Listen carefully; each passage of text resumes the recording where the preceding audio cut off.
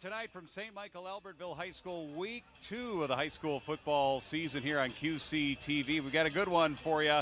Anoka trying to go to 2-0, and St. Michael-Albertville trying to get their first win of the season. Along with Tim Anderson, I'm Jim Erickson. Kickoff just moments away. A good start to the season last week for this Anoka club against Champlain Park. They'll certainly take it. You know, it wasn't pretty all the time. They threw for under 100 yards. That's kind of not their games, but they got a great performance out of Zach Welch. Ran for 237 yards, had a great day. They're going to need him to do exactly that, but they're also going to need that passing game to come along for the ride tonight. Peyton Padani's got to play a little better tonight. Those wide receivers have got to make some plays, but if they do, they feel pretty optimistic they can get one done on the road here. And they really got it done in the second half as well last week. That's where they won the game. Yeah, they did. It was conditioning. It was a hot day last week at Champlain Park, but they stayed pretty focused throughout the entire way. Didn't have the injuries, didn't have the cramping. They plowed right through it, and they felt really good about that. If you ask the coaching staff this week, they'll say that's what won us the game, was the fact that we were ready to play in those conditions. We were hydrated, we were conditioned, we were strengthened. They are ready for this one tonight, and they've been looking forward to this one.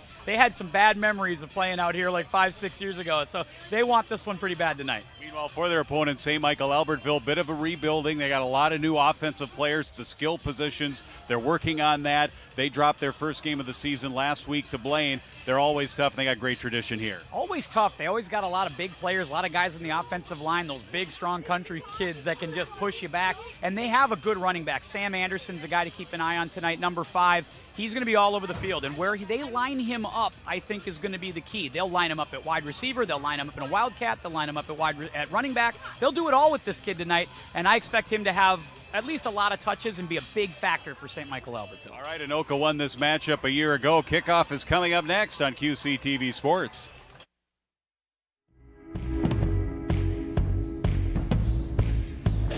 And we are getting ready for kickoff here. See the midfield stripe and logo here at St. Michael-Albertville High School in this beautiful stadium here tonight as we are in Metro Division, North Division, Metro District North Division action tonight. As we mentioned before, it's Anoka and St. Michael-Albertville. Again, Tim Anderson and Jim Erickson here tonight. St. Michael-Albertville lost to Blaine 30-10, and Anoka that went over Champlain Park last week 25-13. I think that Blaine result was really a surprise. I think it took everybody by surprise last week. I think a lot of people thought that Blaine St. Michael-Albertville game last week was going to be a pretty close one, a good competitive one. I think the results surprised everybody, Anoka, everybody in the conference included. And I think Anoka doesn't really know what they have against St. Michael-Albertville, because what do you look at on film there? I mean, it's not traditional St. Michael-Albertville football you saw.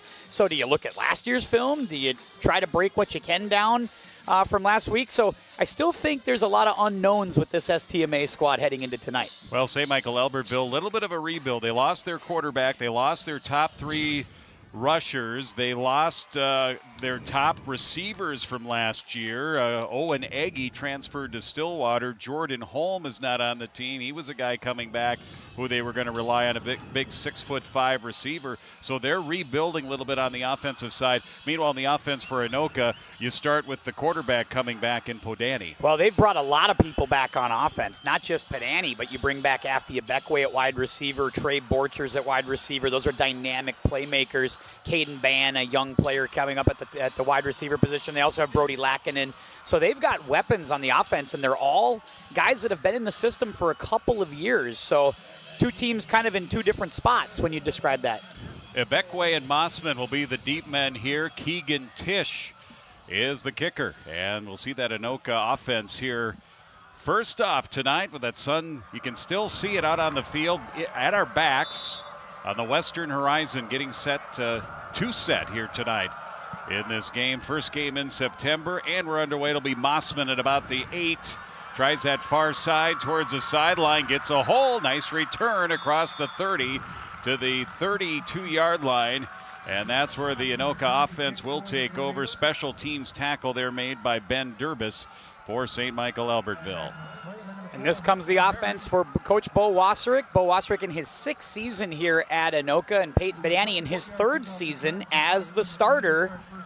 He will take over here, and again, looking to get off to a little bit better start. Really kind of struggled to sync up with the wide receivers, especially downfield last week. It's all about the rushing game last week. Badani just 11 of 20, 85 yards and a touchdown.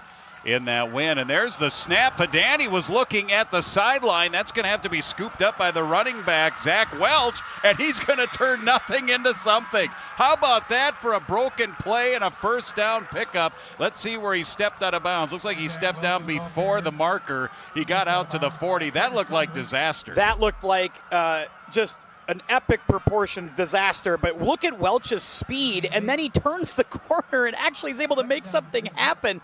And this is going to frustrate Coach Wasserich to come out of the gate and have a mistake like that. But again, Zach Welch making something out of nothing and turning it into a net positive for the Tornadoes, but you don't want too much of that. No. Second down and 2. Welch last week, 23 carries, 217 yards, couple of touchdowns, 3 receptions as well. He averaged 9.4 per carry.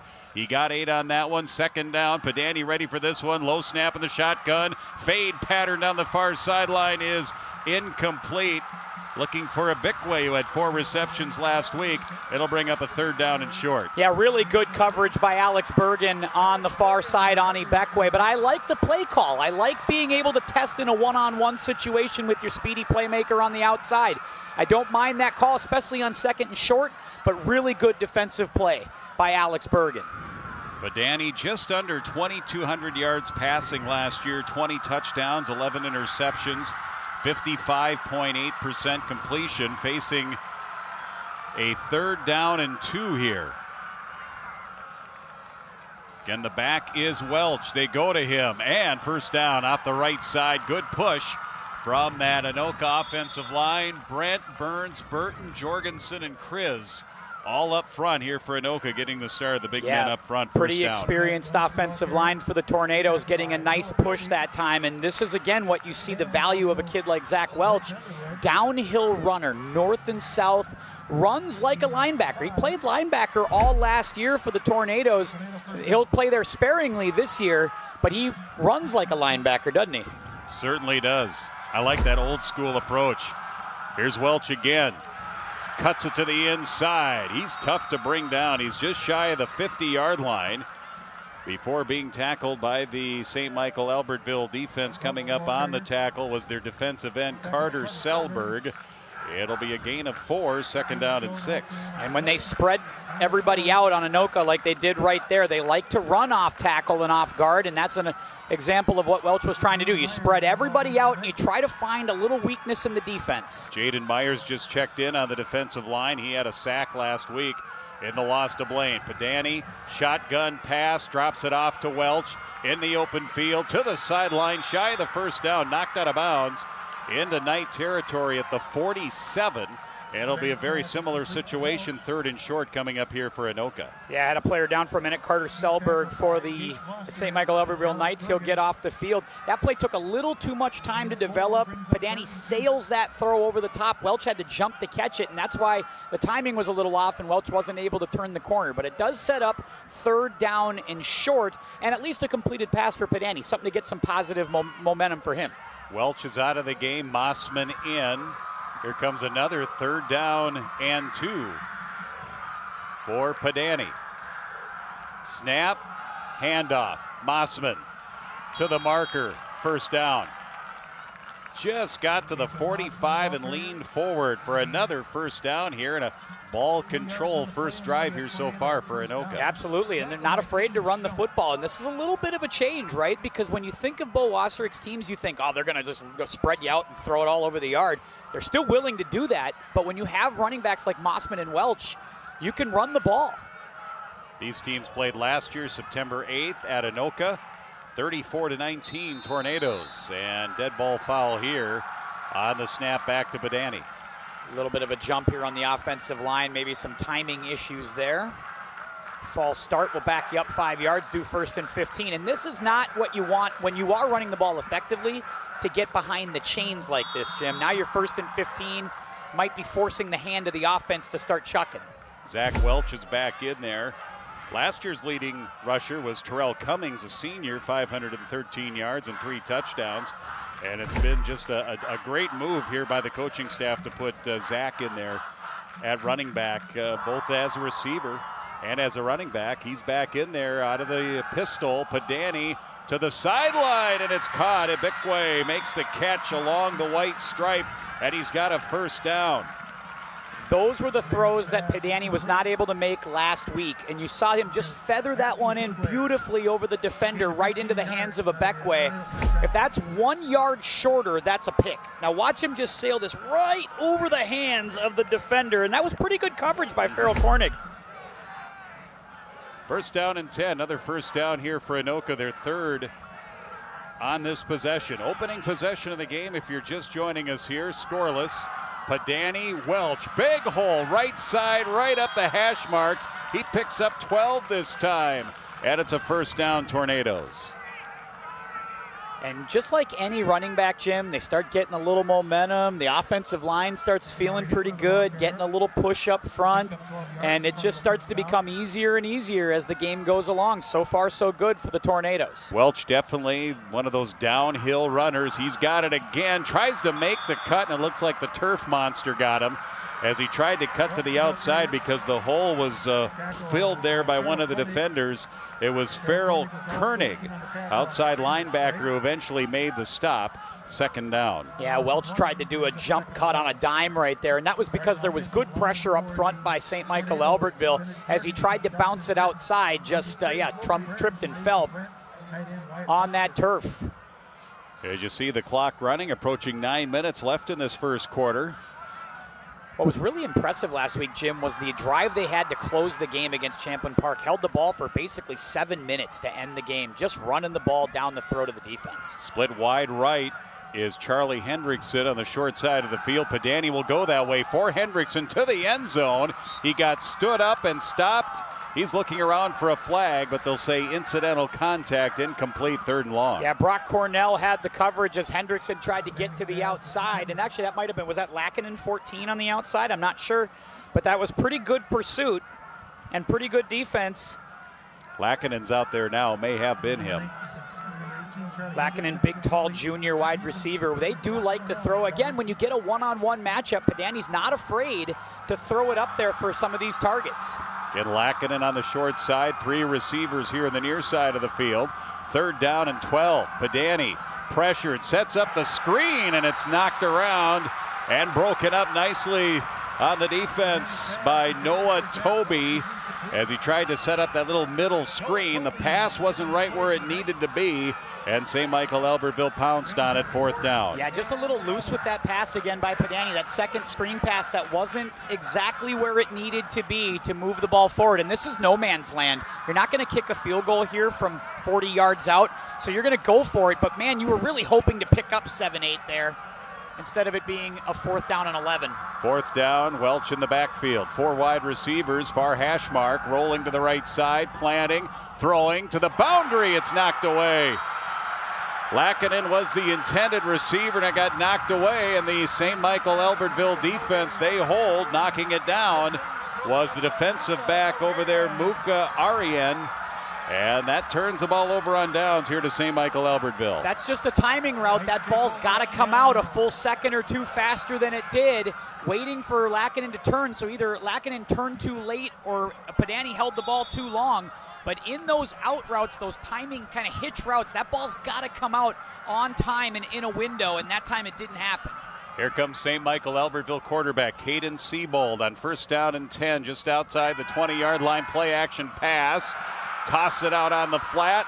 Pick up out to the 30 to the 31-yard line.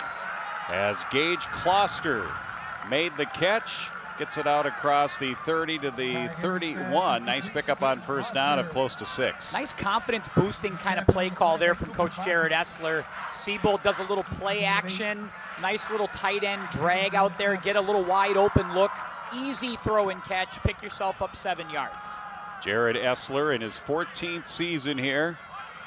Took over for Earl Bauman, the legendary coach here at St. Michael-Albertville. Here's a keeper by Seabold. Zigzags his way into the secondary across the 40 to the 41-yard line. So the St. Michael-Albertville offense showing Anoka a couple of different looks here. First down for St. Michael out to the 42.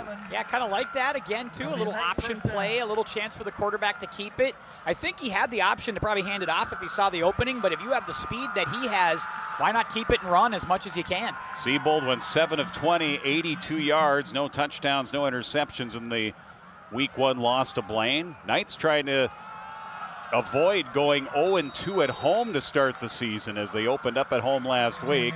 They'll keep it on the ground here, more of a traditional running play here with Sam Anderson, who had 66 yards rushing last week, picks up a couple. And he's just a big, strong kid. Keep your eye on him. 6'3", 196-pound senior, and he just towers over guys when he's in the backfield. Offensive line for the Knights, Hanzalek, Bramos, Brutger, Zimmer, and Knobloch, the big guys up front for them. 2nd down, 8. Wing formation on the near side. Near side 45-50 for Sam Anderson again. Good size, 6'3", 196. He also chipped in 3 receptions, but the Anoka defense there to meet him shy of the 50-yard line at the 49. 3rd and 3. St. Michael-Albertville not hiding what they're going to do. They lined up big power on the offensive line in that pistol set. You knew they were going to run to that side because they overloaded it, and they gave Sam Anderson a little window to try to turn the corner. Just couldn't get past that last line of defense from Anoka. Anderson's the wing on the near side, 2 wide receivers far side. Here for Seabold, the quarterback. Play action, tosses coming across the formation. Anderson, 1st down and more to the 40, 35, 30. Far sideline and forced out of bounds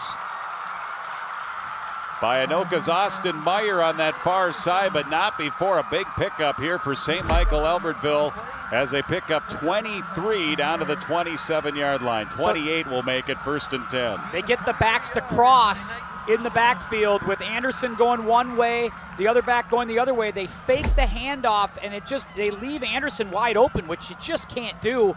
Wide open in the open field, an easy completion again for Seabold. Seabold took over this year from Will Barthel, the senior from last year. Anderson again, long striding, 20, 15, 10, secondary, and he's inside the 10 to the 12. Well, gain of 16 on that one. We talked about it in the pregame, Jim, already. 4 touches on this first drive. He's making a ton of plays. And again, they're doing different things with him. Lining him up as the second back and bringing him out of the backfield. This time it was just a straight handoff on sort of a sweep or an off tackle.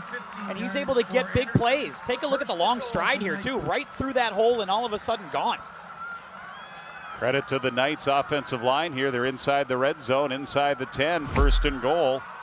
3rd first down here on this possession. Man in motion. Seabold will give it to the new running back in there, into the hands of Tanner Becker. And he runs it into the line for a small pickup of about a yard. It'll be 2nd down. Tornadoes stayed in a zone defense that time, just trying to everybody to get in an alley, stay there. You can kind of tell that when they bring that man in motion, and that's the cue, right? That the cue for St. Michael-Albertville is they bring the receiver in motion. If the guy doesn't come with you, you know you're in a zone package, and you can figure it out. We'll see what Caden Seabold has up his sleeves here. Again, last week, the Knights lost to Blaine, 30-10. 2nd and goal from the 7. Handoff this time to Bohm. Bohm is a sophomore running back, Braylon Bohm. And about to the 6-yard line. So they've stalled a little bit here. That's going to force up a 3rd down. They bring Anderson back in after he sits for a couple of plays. Also change out quite a bit of personnel here. Yeah. They got 5 guys coming in for this play. Whole different package, including Tanner Becker, who was in, out.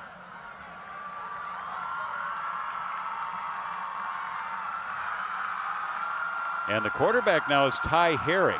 That's number 11, not Caden Seabold. They flip-flopped those guys last week. Here's Herring, number 11. And he's down to about the 5. But now 4th down. Anoka does something similar when they're down in that 5-yard line where they'll run Luke Deshane to kind of play that quarterback position because he can power. And so that might be a bit of a tell that the quarterback might run when he comes into the game. Because it gives you an extra runner on the field. It certainly does. Having that wildcat kind of situation. They'll try to kick a field goal here. Keegan Tisch is their kicker. He was 1 for 1, kicked a field goal at 27 yards last week. This one will be 24 yards, and it's a line drive, and it's up and good. So the kick is good. 28-yarder or 24-yard field goal, and that makes it 3-0 St. Michael-Albertville. Hard to know who you feel better for after that because St. Michael-Albertville just ran it right down the field. you'd like to get a touchdown on that if you can. So if you're the Tornadoes, you got to feel sort of good that you held them to a field goal. Yeah, because they marched down the field pretty easily, so both teams will bend but not break. The difference was that St. Michael-Albertville got deep enough to try and attempt the field goal. Yeah, no real miscues, no penalties, and a really good job by Siebold. He only threw a couple of times, but easy completions, and the throws were right on the money, in stride, allowing the wide receiver to make some plays after the catch, something that we're going to have to see on the other side. About 3.5 minutes left to go in this first quarter. Anoka will get the ball for the second time. Both teams with 3 first-down conversions on their opening possession. The difference, though, the Knights able to get on the board to make it 3-0. Blaine led 17-3 at half last week against St. Michael-Albertville. Knights' only touchdown came early in the fourth quarter. Big crowds for both sides tonight. A good full house here for St. Michael-Albertville as they're circling around the stadium. It's a USA out on this side. It's a Western out on the other. Here comes Keegan Tish, ready to boom it. And taking the ball is Ibikwe. Inside is 10. He's to the 20. Sees a seam. Makes a cut. Breaks a tackle. Still going out to the 34. Decent starting field position on a nice return there by Afi Ibikwe. And we'll see what the Anoka Tornadoes have here for offense, now trailing 3-0. Yeah, last week, Champlain Park was kicking it out of bounds. They didn't want to kick it to Ibekwe under any circumstances. So far today, they've kicked one at Mossman, one at Ibekwe, and both times they've been pretty solid returns. And there's nothing worse. It's a sign of respect, obviously, as a receiver, as a deep man, wanting to take that ball back. But I'm sure he's having more fun, both of those guys having more fun getting an opportunity to return the ball. As we get it out to the 35. Well, good field position like this lets you have more options to start a drive, too. You don't want to be pinned. Senior Peyton Padani ready to start the offense here out of the pistol. Zach Welch, senior, back behind him. He takes the handoff, makes the cut up the middle. And again, he leans forward, runs downhill. He gets extra yardage. He's out to the 39. He makes those tacklers work to bring him down, gain of 3. That was the one thing I really thought was his strength last week, was how he never seemed to get pushed back. Even on short yardage gains, it was always falling forward. Tornadoes trying to answer here on their second possession of the game.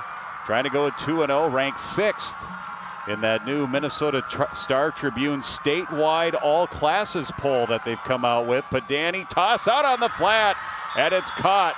It's going to be a first down. Gain of 13 and a nice play. Yeah, Trey Borchers runs the route that time and gets the completion for the Tornadoes.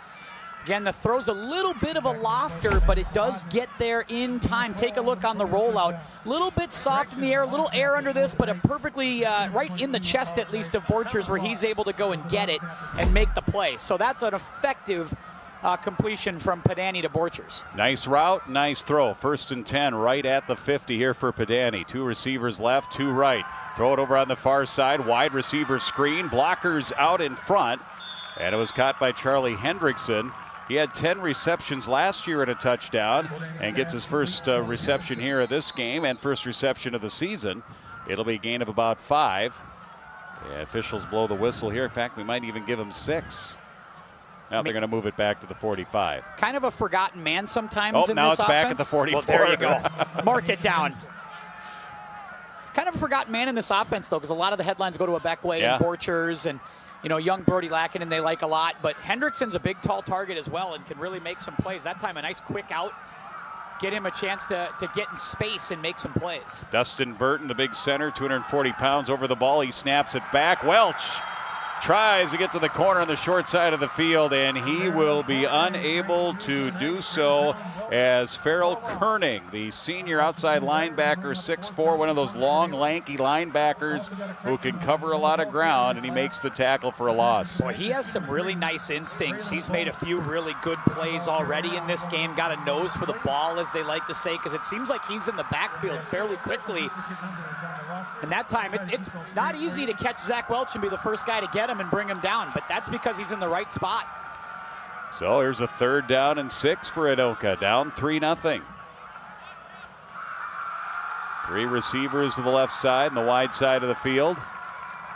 Padani to throw again, and it looked like Abikwe fell down as he was trying to throw it to the sideline and to the boundary again, but making his cut. Abikwe lost his traction, 4th down. I do like the throw, though. I like how on time and quick that was. That was a decisive throw from Peyton Padani.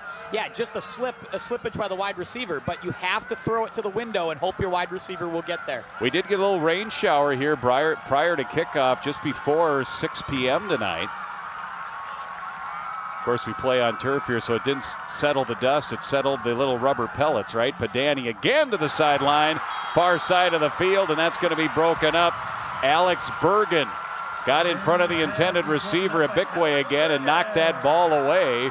And that'll turn it over on downs on a 4th down play here for Anoka. Coach wants PI on that one. It's a tough call to make. Let's look. Let's take a look right. Yeah, I think that's... That left arm, it's hard to tell from this angle. That left arm may have made early contact, little wraparound hug. That's certainly what Coach Wasserich is suggesting. But Bergen does a nice job of, again, hanging with Abikwe. There wasn't a lot of room there for Affy to get open. That's another tough call as a coach, right? When you cross the 50, do you punt or do you go for it? Coach is always usually going to lean on the side of going for it. Anderson in motion. Back in there at quarterback is number 11. That's Ty Herring. He throws it out on the flat to Anderson. Herring got dumped.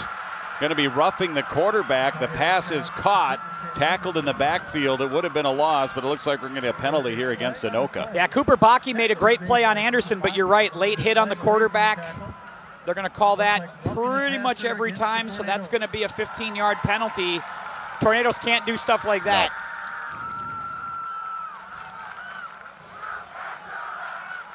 Yeah, here's a team, St. Michael-Albertville. They lost in their home opener to Blaine last week. You knew they were going to come up charged and wanting to prove everybody wrong after that game last week and redeem themselves, and so far they have. And you can't, when a team's playing like that, you can't give them help with penalties like that. And if you give them confidence and they start to believe that, hey, not only can we beat these guys, we can beat them pretty soundly, the more they start believing that, the tougher they're going to be. 2 backs in the backfield here for Herring. 1st down and 10 from the 40. Give goes to one of the backup backs. He's a starter, but of course Anderson's kind of the feature guy. But Tanner Becker, who had 7 carries, 12 yards a week ago, gets back to the line of scrimmage, maybe gained a half of yard here at 2nd down. Boy, they really do mix it up, don't they? You see some single backs, some pistol, you see 2 backs, you see I formation, you see kind of a strong eye. Lots of different stuff from the backfield, a lot of different looks. I kind of like it. Let's see what Herring does here. They're going to try and get a play off before the end of the quarter. They did not. Final seconds ticking down. And we will switch sides here in a low-scoring game here so far. St. Michael-Albertville on the home field, leading at 3-0 through 1 here on QCTV.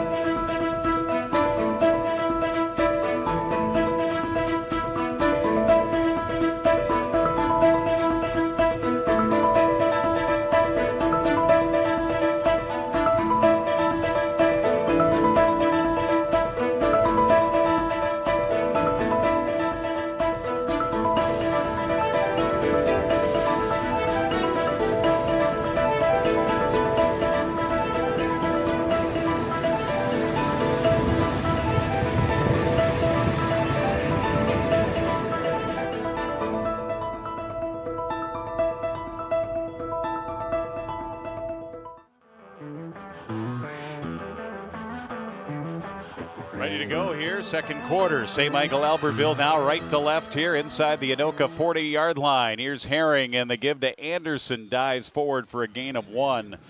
It'll be 3rd down and 9. The Knights were the 5A champions in 2015, and then 2 years later, they moved up to 6A. And that has been just as you thought it might be, although they had some pretty good seasons early on in 6A. that move to 6A to 5A sometimes can really be a challenge. Sometimes it takes an adjustment. You get some lean years periodically. They were playing with the Lake Conference teams there early on as well. They were in the West Division of the Metro District as they keep it on the ground here inside the 35 to the 34-yard line. And you run that play, Jim, because you know you're going for it on 4th down. You're hoping Anderson can break off a big one, but no matter what, you know you're going to get to like a 4th and 5, and you still have options. They've been doing some play action out of this type of stuff. Wonder if we'll see some of that here. Boy, this area has really grown. There was a time less than 30 years ago that this St. Michael-Albertville was a Class B team in the old format. 4th down, 5. Herring to pass, pump fake, pressured, rolling. He's going to scramble and not get it. He won't even get back to the original line of scrimmage. Great pressure there by Anoka among the defensive players that came up, Austin Meyer. And now it'll be St. Michael-Albertville that turns the ball over on downs. Good stop by the Anoka D. Yeah, really, when you think about where that drive started for St. Michael-Albertville, to turn them away and not turn them away where you don't have any field position to work with, this works great. You're on the 36-yard line of your own territory. Worked out okay. Great job by Austin Meyer, and good pressure up front by that Anoka Tornadoes defensive front to get Herring out of the pocket, get him uncomfortable, get him moving, able to bring him down in the open field. So good job there by Anoka. 1st down and 10.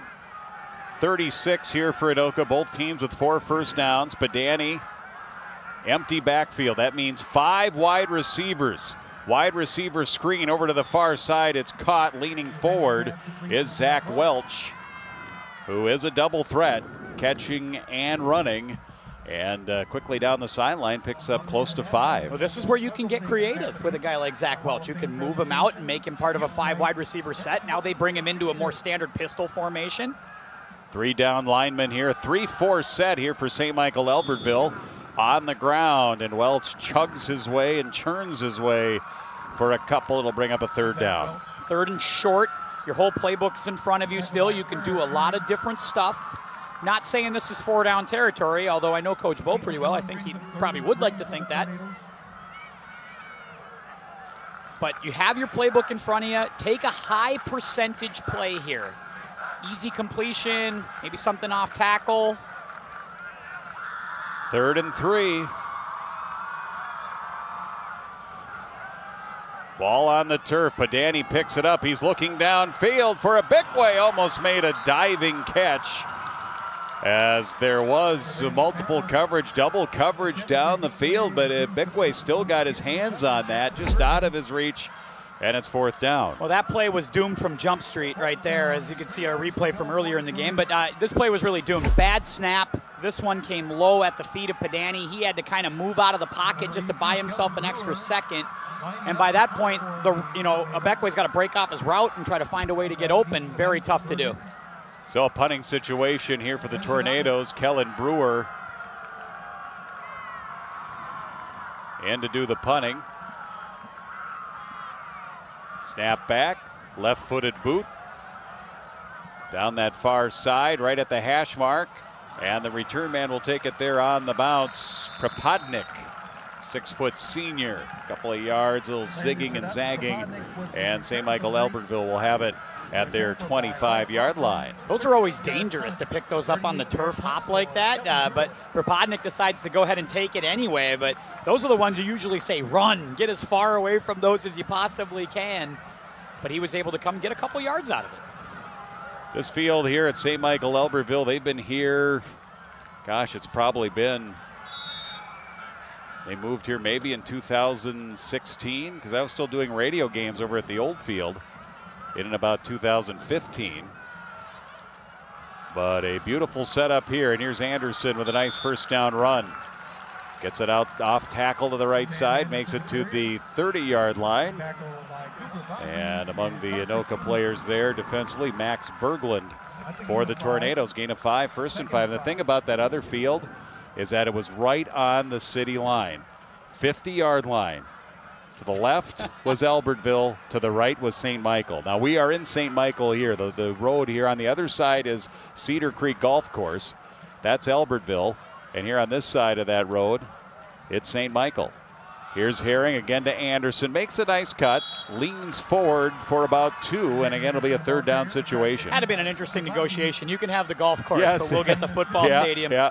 You know, I was here when Anoka was here, and I think that first year that this stadium had opened, Yeah, put a new I think turf you and I in. were both there. We were both here for it, and that was a cold, rainy night, but they were still here early, and this place was rocking on a 40-degree night at 5:30. It was incredible.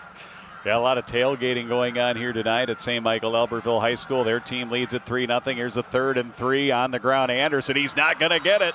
Stacked up by the interior of the Anoka Tornado defensive line. Among leading the charge there, Luke Deshane came out of the pile first, but he had plenty of help. That'll bring up 4th down and 2. Yeah, Deshane and Jaden Fox right there. And then just driving back Sam Anderson. And again, big kid, but he doesn't run low. You notice he runs pretty high so that you can go get him and meet him at his chest. Now, if he ever decided to kind of get behind his pads and get low, he could be really difficult to bring down. Michael Chamberlain also had a wrap of his ankles to kind of slow him up. Runs kind of like Robert Smith. Remember Robert Smith for the Minnesota Vikings. Kind of a vertical runner, kind of big strides. Yeah, for sure. Sam Anderson is also the punter, and Anoka is going to use a timeout. So the Tornadoes may have seen something, I don't know, possibly may have personnel or something that they saw in the St. Michael-Albertville punting formation that may have triggered, they might fake it. We better be ready just in case. Anytime you get a playmaker as your punter, so like like last year, Anoka had Evan Frecking, and they would run fakes all the time because they had a guy who could throw, who could run, who could do lots of different things from that punting position. St. Michael-Albertville's got the same luxury here. So the timeout here by Anoka using their first timeout. Again, just to recap, St. Michael-Albertville on their opening drive, able to collect 3 first downs. They moved it pretty easily inside the 20-yard line, inside the red zone, and then it stalled.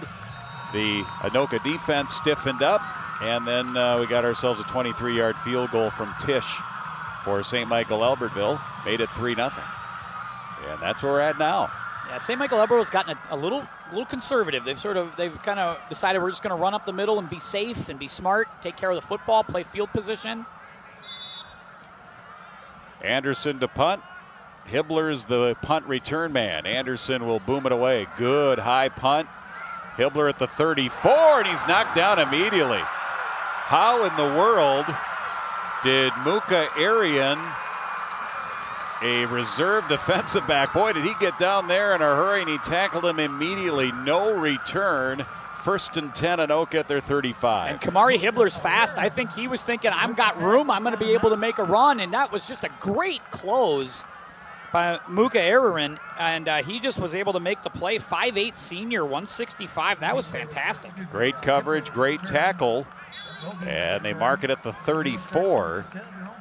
1st and 10 for Pedani. Anoka looking for a sustained offensive line, or they'll take a big play here too, I'm sure. Certainly will take a big play. They'll take some sustained easy throws if they can get it. Maybe string 2-3 first down, something. Toss to Welch, looking for blocks, stringing it out, the Knights. He'll gain 3 or 4, but again, the Knights did a nice job stringing it out, and getting there is Propadnik, the free safety, was following him all the way. Gain of 4. Also, R.J. Saryi right there, number 7, got in on that one and closing from that linebacker position, and that's, again, just running to the ball, seeing Welch getting into space and saying, we got to get there. So a 2nd down and 6 for the Anoka Tornadoes. Last year, 6-3, 5-2 in the district. Both of these teams lost in the first round of the Class 6A playoffs. The round of 32, Pedani to throw, all day to throw, comes back across, caught by Bekwe, and he's got it out to the 50, and he leans inside the 50 to St. Michael-Albertville territory. We'll see if they give that to him, but regardless, it's a gain of 11 and an Anoka first down. First down in a while here for the Tornadoes. Yeah, good throw, good spiral there by Pedani, buying some time. Would like to see him still be willing to zip a ball in there. That one still didn't quite, it still had a little loft on it, but this one was a nice spiral and right into the hands of Bekwe. So 1st and 10, they mark it right at the 50. It's the third time in the game that a team has had it right on the 50-yard stripe. Padani all alone in the backfield. He looks left. He'll set up Mossman there for the wide receiver screen, but he is stood up. As they blew up the play, the St. Michael-Albertville defense and leading the way, Propodnik again. That free safety, he's been doing a nice job here tonight for the Knights. And you don't have a lot of time on these plays, so you can't have a high throw like this. Mossman has to wait for it, then jump, and by the time he comes down with it, there's already 3 blue shirts. So that ball's got to come out quicker, and it's got to come out into the hands of Mossman so he has time to turn and run. Didn't happen that time. Good job by St. Michael-Albertville to close that off. Toby and Kloster were actually the first ones there to blow up that play. 2nd down and 8. Padani tries a little shovel pass, and that's going to get back to the original line of scrimmage, but that is it. Back to the 50 to Welch. That goes as a passing play. Now 3rd and long. Those are some high-risk plays in the congestion, but Welch stays with it, gets back to the line of scrimmage. Now it sets up a 3rd and 10, and the ball's at the 50. So it's not like you're in, we got to get 10 yards here. You'd still be willing to go for it if you can get to, a 4th and manageable, a 4th and 3, something like that. So you don't have to sweat it and try to get it all here. Anoka trying to figure out the St. Michael-Albertville 3-4 defense, but Danny rolling towards us, looking downfield, toss, caught, 1st down inside the 35. And it'll be at about the 38-yard line with Trey Borchers, last year's leading receiver with 40 receptions and 6 touchdowns. Gets it there, hurry-up offense, 1st down. That's a little more vintage Padani right there. Nice little rollout and then throws a dart. Watch this ball, perfectly thrown right in the hands of Borchers and a great route. Anoka going with pace, swing pass, Welch, 1st down the sideline.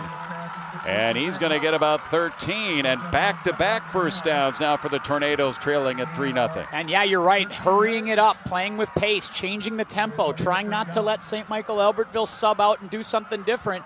I think Coach Bo has seen something he likes, so he's quickening the tempo. It'll be Padani again in the pistol, Mossman the receiver behind him. And he's looking left side to the end zone, open, touchdown at Beckway. He got a couple of strides on man-to-man coverage, and he got behind Bergen, and he makes the catch. That's a 23-yard pass play for the touchdown, and the Tornadoes are on the board. I think this is a double move, or the cornerback bit on the pump fake by Padani. Either way, it allowed a Beckway to get a couple of yards open away down the field, and that was just a nice little lofted pass, an easy ball for Padani to a Beckway. And that got the Anoka fans up and excited, and now they shift out of their traditional 2-point, and they're going to go to an extra point. Extra point attempt here for Anoka. Darren Nyanuki. Borchers is the holder. And they snapper is Mason Brent. Force a timeout for St. Michael-Albertville. I think they have a player that might have a cramp or something here. That's possible. That looks like Alex Bergen. Yeah. And let's see if we can see this, because Bergen has been matched up with a Beckway. You wonder if he bites. Now, I don't know. There's the pump fake, but I think that pump fake allowed him to get open on Alex Bergen. And he may have pulled something there, trying to maybe right there. But regardless, touchdown. Bergen's covered him like a blanket, too, here, Jim, in this first quarter. Beckway hasn't had a lot of room to breathe. So that tells me that pump fake made Alex Bergen jump just enough to allow a Beckway to get some room on the other side. Sun is setting here in this beautiful evening for football at St. Michael, Minnesota, and STMA High School. It's a beautiful campus, man, isn't it? It is. It's a fantastic place. Darren Nyanuki ready to boot it away and try and complete the point after. Snap, hold, kick, and it's no good. Somebody may have gotten a hand on it or just a fingertip at the line of scrimmage, but regardless, the point after no good. Well, that puts them 0 for 3. They are 0 for 3 on extra points this year. This is the stuff that's going to make Coach just say, you know what, we're going for 2. Take a look at this one on the other side and just see, we'll see if we get a block here. Yeah, right there, I think, Jim. It was a low kick anyway. There was nothing on it. It's kind of a wounded quail right into the hands. Was that 68 for St. Michael-Albertville? Owen Haugo, maybe? I'll go with that. Yeah. I thought I saw 68. We'd have to look at it again.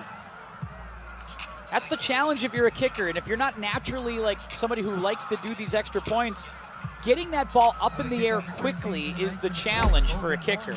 And let's see if we can see it. What is his number? Yeah, 89. 89 is what that is. So that's Arenado. Yeah. 6'7". That'll 6'7", yeah. Because I said that. Well, the guy that I mentioned was 6'4", and I go, that guy looked taller than 6'4". Have you hung out with anybody that was 6'7" in your life? I never have. Yeah, I have. I don't think I think I've met one person. Yeah, yep. I've got a friend who's 6'7". What are those conversations like?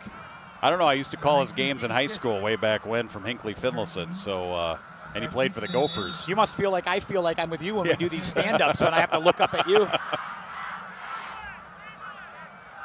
But you've never asked me to crouch, which I've never asked you to do that, and I've never asked for a box either to stand on. That's so right. I'll give myself that. Here's the kickoff here for the Tornadoes, and doing the kicking, Luke Duchesne, right, number 7. Yep. And the short kicks it. St. Michael-Albertville will have decent field goal or field position here, with only a field goal on the board for them at their own 32-yard line. Yeah, kicking to the up man. I wonder if that was intentional to kick right to the hands of an up man or if he wanted that to bounce. I would guess he wanted that to bounce. So either way. St. Michael-Albertville back out on the field. Their head coach, you mentioned Jared Essler in his 14th season. Last year, he was inducted into the North Dakota State Hall of Fame. Was a heck of a defensive back for the Bison back in the day.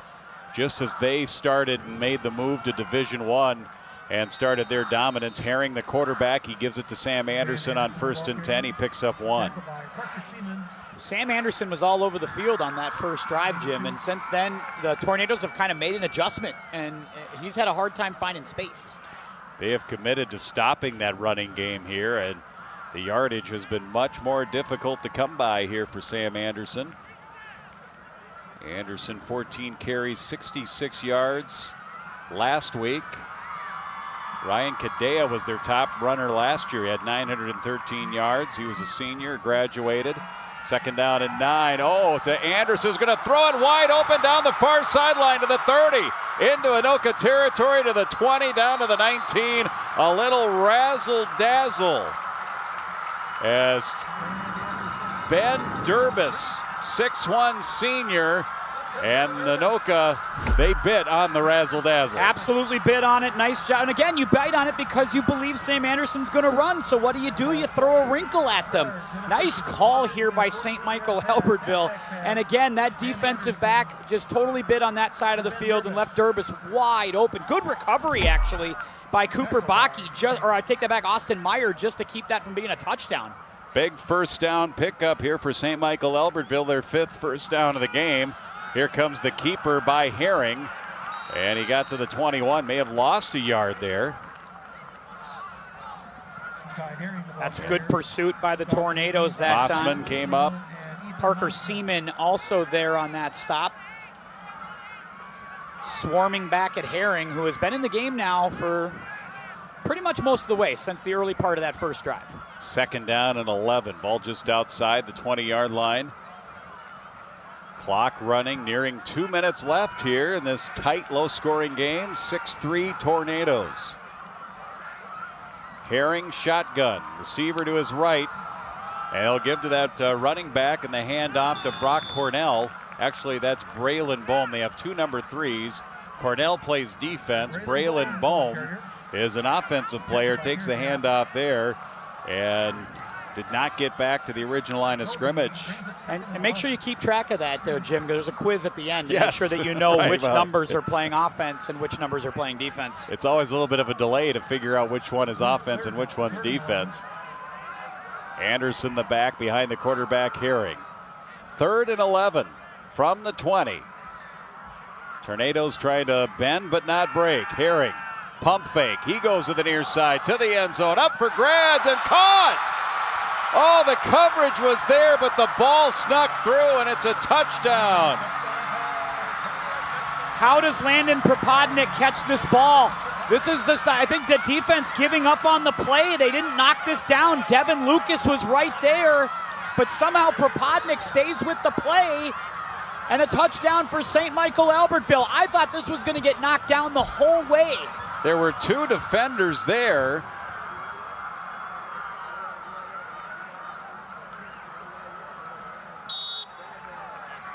Extra point here for St. Michael-Albertville. Their extra point kicker is different than the guy who kicks off.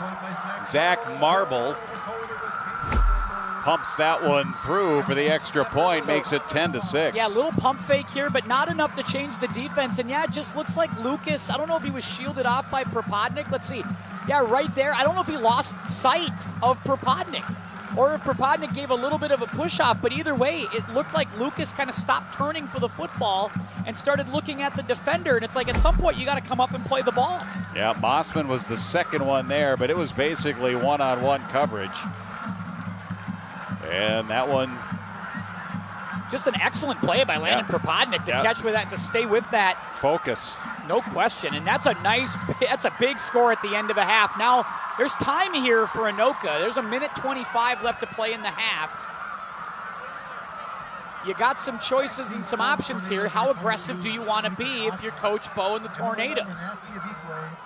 But you really got to hand it to St. Michael-Albertville. They've come out here in this first half and I think have played the kind of game they want to play.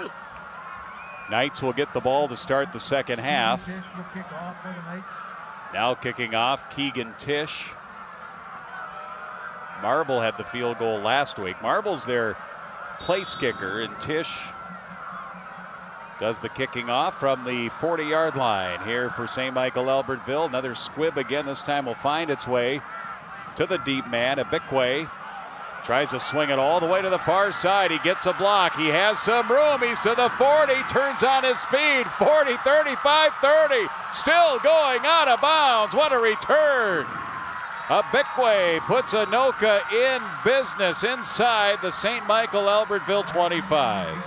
And you're cooking now if you're Coach Bo and the Tornadoes. You're inside the 30, inside. Penalty flag.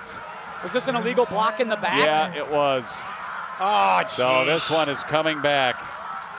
Oh, man. That is...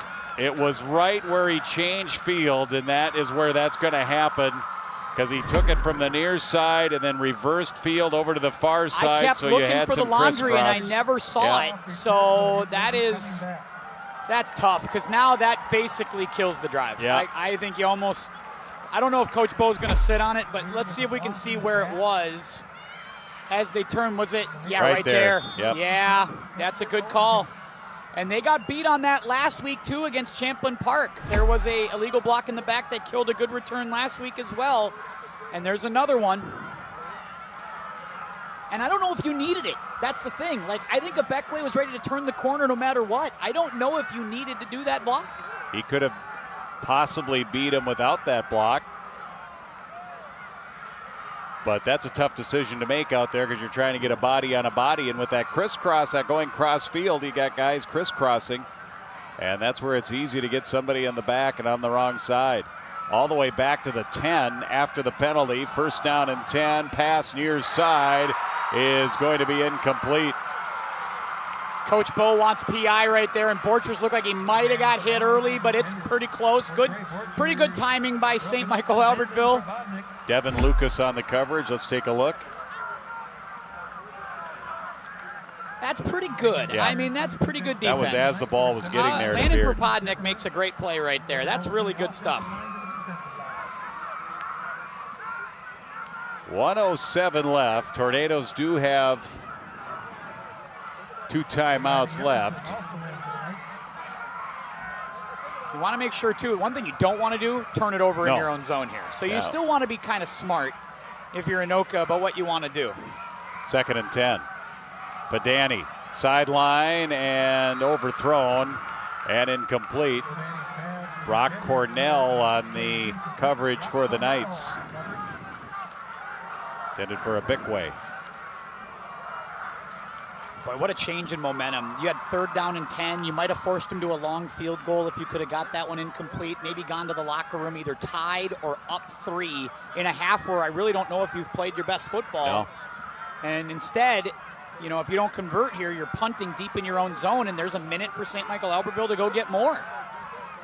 Clock stopped with 1:03 left after the incomplete pass. Padani on 3rd down. Across the middle. Caught. Borchers again. And he has a first down across the 25, shy of the 30. And the 8th first down of the game for the Tornadoes. Hurry up offense out across the 25 to the 28. Clock stops on first down, so they have to hustle and get this one off and trying to preserve their timeouts. Trips near side. Padani steps up and throws it down the seam. Incomplete up over Borchers. And short of the deep man on the route was Lackinen.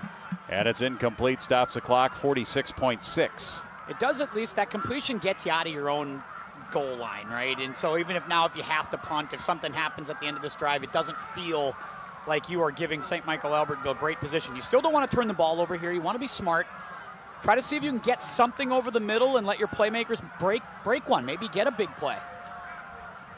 2nd and 10. Play coming in from that Anoka sideline. And head coach Bo Wasrick, 6th season here. Mentioned Coach Essler played at North Dakota State. And, of course, Coach Wasrick, a tight end with the Gophers. Padani, sideline, and a diving attempt at it, and it appears to be caught. It is. Was he out of bounds first? They threw the hat. Yeah, so Welch makes the catch, but he may have went out of bounds and then came back in and made the catch down that far sideline. Let's take another look. We may not see if he comes back in. Oh, yeah, he's out of bounds. Yeah, he's way out of bounds to make that play. That's illegal touching. Yep, that's 3 steps on the white lines. I just can't have it. Gotta have. Coach Wasrick might be saying that he was forced out of bounds. And I think that's what they might be getting here because the flag was now just tossed. So we'll see how this goes. Obviously, the refs have chatted about it. It's an illegal touch. Yep. Yep, so that's what the flag was. It was not the forcing out of bounds, which I guess as an Anoka fan calling the game here for QCTV, what was wishful thinking. That absolutely would have been a force and I don't think you were going to get legal contact. And I don't. Yeah, they usually don't call the force on that ever. That's usually always the illegal touch. And so that's just, again, that's awareness, right? That's awareness for the wide receiver out front. That's Welch. When you get to that boundary, you got to know where the boundary is. And if you are pushed out, you're pushed out. You just can't be the first guy to touch. And inside of 5 yards, it's a good idea to throw them out. Right.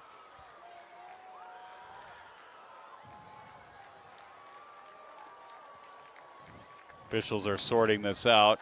40 seconds now left in the first half. And this puts them back again, right? It pins them back into that 20 area inside the red zone on their side where we were just talking about how nice it was to get out of that area, right back in it with a penalty. Some mistakes here from the Tornadoes in this one. They've had some penalties. They've had some drops. They've had some mistimed throws. They've had some bad snaps. I mean, there's 8 to 10 plays right now that did not go according to plan that have really hurt Anoka. 2nd down and 25. Yeah, what do you got to play here for this? I would say don't take too many risks. Padani will toss it deep down the field. Borchers into double coverage. He got a hand on it. It ends up falling incomplete with 34 seconds left. Now 3rd and long. And I think that's something that Anoka might be willing to do. Just use it as a punt. Yes. If nothing else, just throw it deep. See if somebody can catch it. If a guy picks it off, they pick it off. Maybe we get PI down there, something like that, right? But I think it's imperative for Anoka not to give St. Michael-Albertville a chance to expand their lead with the Knights getting the ball to start the second half. 100%. Yeah, you don't want to let them do a 2-for-1 situation here. Still want to make good, smart moves. 3 down linemen, as you can see there. Everybody bunched in, 4 receivers. Padani is going to be sacked from the backside. And that is Sebastian Lair. Wears number 11, the same number as quarterback Ty Herring, but he's the defensive number 11. And that sack will bring up 4th down. They force they call timeout right away, too, you notice. So we'll have to see just what they decide to do with this. They take a timeout. I think they have 1 left. STMA does now that they've called that one. Yes, yeah, they called one on the point after. Yep. And they called this one here, so they have one remaining. So you force a punt, and you're going to get the ball. Pretty good field position here if you're St. Michael-Albertville. The question is, how aggressive do you want to be? Because you're going to get it, you figure, with about 20, maybe 19 seconds left and with one timeout. Do you want to try to throw deep over the middle? Do you want to take a big chance, or would you rather just kind of sit on it, feel good, we got the lead, let's go to the locker room? But I like the timeout because you're forcing Anoka to execute a good punt from their own zone. And they are going to bring in the punt formation. And the punting team. Kellen Brewer back from his end zone. Good snap. Kicks it from the 1, angles it to the far side. It bounces and goes out of bounds, and the Knights are going to get it.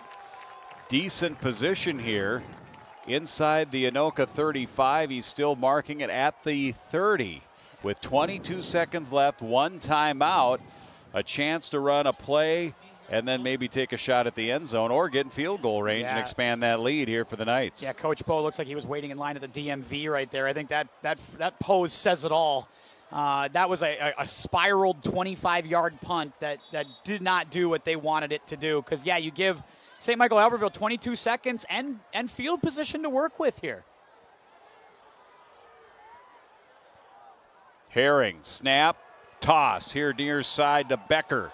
And he'll get inside the 25.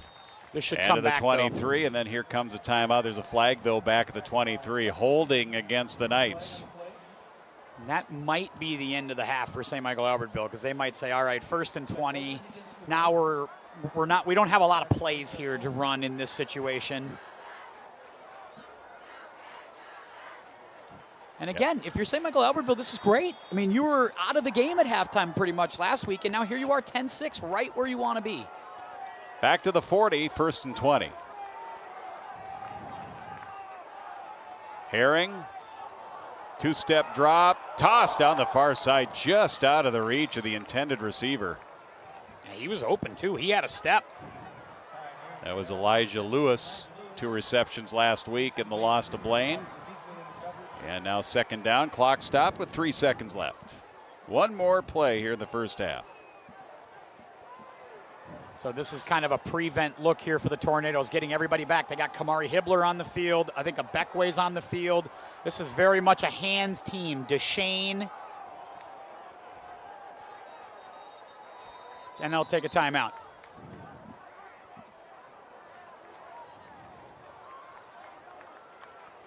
Timeout St. Michael-Albertville as they kind of rethink this last 3 seconds.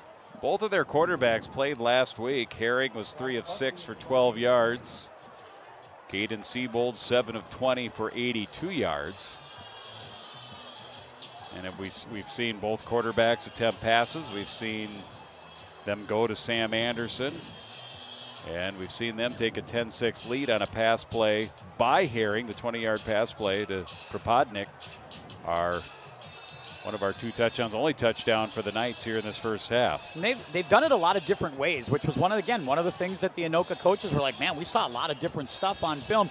And even there, halfback pass from Sam Anderson to Durbis, which got him down the field to set that up, showing you different looks, different formations, some trick plays, some high percentage passes off play action. They've mixed it up nicely. Tornadoes will certainly have some things to talk about at halftime. Not really sure that they will be talked about as much as it will be lectured about. The volume may get up in the team room. We'll see. 2nd down and 20. Herring takes the snap. Good protection. Offensive line has played well. He's going to chuck it to the end zone in the middle, shy of the end zone at the 10. And good job by Mossman. He just two-handed dunked that and knock it down. What do you do when a pass is in the air? You knock it down. Absolutely. And that's exactly what he did there. End of the half. I mean, you're not going to run it back 95 yards. No. You don't want to fumble it and let it go the other way. Just hit it on the ground. Let's go to halftime. Let's regroup from there. Great, interesting half of football indeed, Jim. Yeah, this was fun. Low scoring defensive battle here. 4-point game. Knights 10, Anoka 6. We'll come back with some of our halftime features for you on QCTV Sports.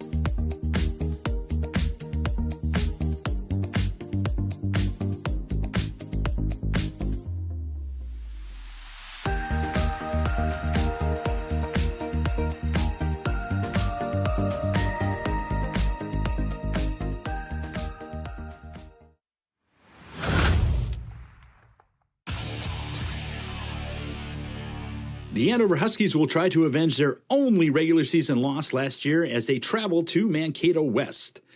The Scarlets and the Huskies feature two of the best wide receivers in the state in Cam Bagali, and for the Scarlets, it is Maurice Staley. The kickoff will be at 7 p.m. from Mankato West High School. The number 7 Anoka Tornadoes will travel on Friday to St. Michael-Albertville to take on the Knights. The 1-0 Tornadoes were led last week by running back Zach Welch, who had a 217-yard, 2-touchdown rushing performance to carry the Tornadoes on offense. You can catch all the action on QCTV found here at 7 o'clock on Friday nights.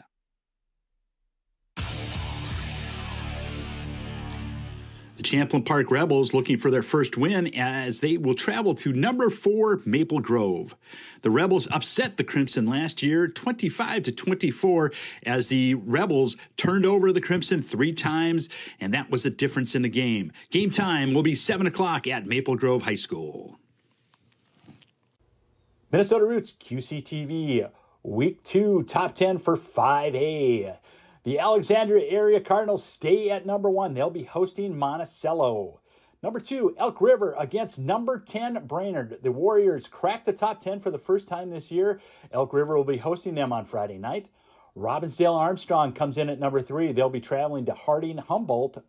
The number 4 St. Thomas Academy Cadets, fresh off their victory against Andover, will be hosting Waconia.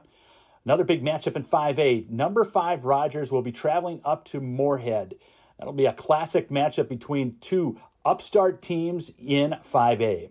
Number 6, Owatonna comes in, and they'll be hosting Chanhassen. Rivalry game, number 7, Sauk Rapids will be hosting Sartell. The Mankato West Scarlets will be hosting Andover. They beat Andover last year at Andover. It'll be another good 5A matchup. Minnesota Roots QCTV Top 10 for Week 2, 6A. Big matchup this week. Number 1 versus number 2. The Edina Hornets coming in at number 1, and the Eden Prairie Eagles moving up to number 2 as these old Lake Conference foes will clash at Edina. Coming in at number 3 is Lakeville North. They've moved up from 4 to 3. They'll take on number 8 Rosemont at home. The Maple Grove Crimson will try to avenge their loss to the Champlain Park Rebels at home. Maple Grove comes in at number 4. Number 5, the Minnetonka Skippers will be hosting the Wayzata Trojans. The upstart Trojans had a big win against Lakeville South last week. We'll see how they do against the Skippers. The defending champion, Centennial Cougars, moved from 7 to 8, and they'll be at Blaine. The high-flying Anoka Tornadoes will be traveling to St. Michael-Albertville. It'll be here on QCTV. Number 9, Shakopee, first entry this year into the top 10. They'll be at Prior Lake, and Lakeville South, who lost last week, dropped from 2 to 10, and they'll be hosting Farmington.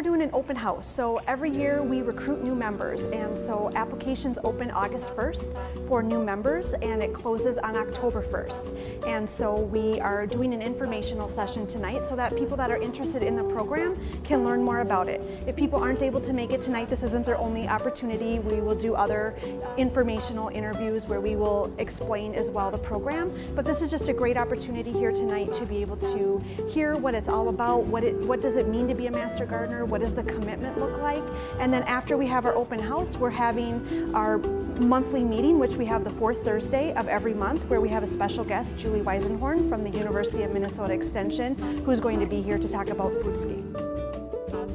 I love being a part of the Master Gardener program. I joined the program just because of my love of gardening. I wanted to be able to learn more about it. I wanted to be able to talk with other people and that share that love of gardening. And I wanted to be able to pass that on to other people, which is one of the huge benefits of the Master Gardener program. We volunteer and we use horticultural-based research and do projects that help create healthy communities, healthy people, and healthy planet. Yeah, there's something here for everyone, and for those that might want to do something a little bit more behind the scenes, we have a Facebook page where we do blogs and do Plant of the Week, and we need people to help write those. And so there's a lot of different ways to engage with the community and with the public. So for those that want to be front forward facing, there's great opportunities for them, and those that want to be a little bit more behind the scenes, there's a place for you as well. Anyone that has a passion for gardening and wants to give back and volunteer and is willing to follow the guidelines and the requirements set by the University of Minnesota. So we have people who are very well versed in everything gardening, but we have a lot of people who maybe they just love houseplants, maybe they just love vegetable gardening, maybe trees is their thing. That's okay. You don't have to know or be aware of everything. That's why we come here, we learn, and that's why we work as teams and we partner up, because where I might be really knowledgeable, somebody else might not, and vice versa. So don't be intimidated if you don't think you know very much. If you just have a love of gardening and want to learn, we would love to have you in our program. Hey guys, I wanted to try something new lately, so I decided to go to the City of Ramsey's website, their Park and Rec page, and I decided to try out Intro to Archery. Let's go see how I did. The fun thing for us as coaches is that first end when we actually teach them how to draw the bow and to release and shoot their first arrows. We see a lot of misses.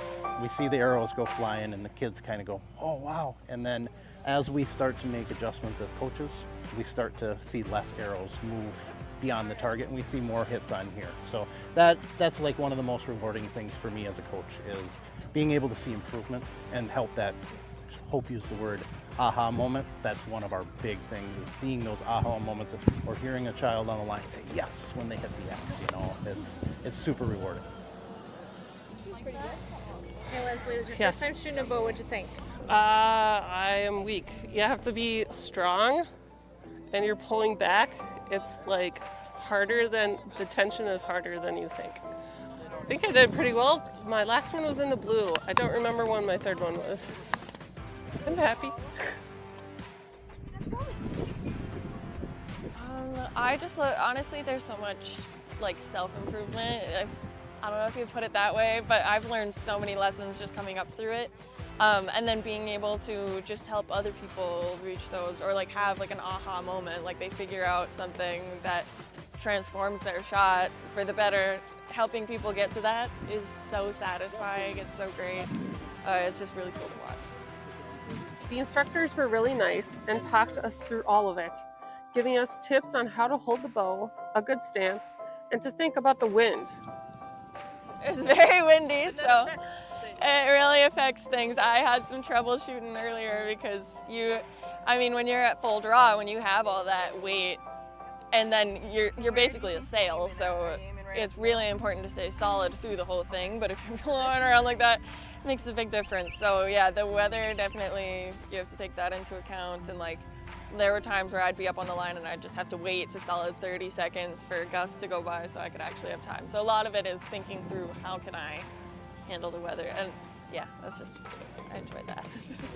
The grip here, it's a kind of You know, just those simple things of holding the bow correctly and thinking about the wind, that really makes a big difference on how you shoot and if you even hit the target.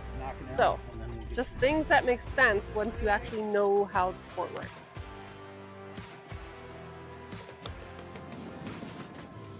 Archery is really a fun lifetime sport.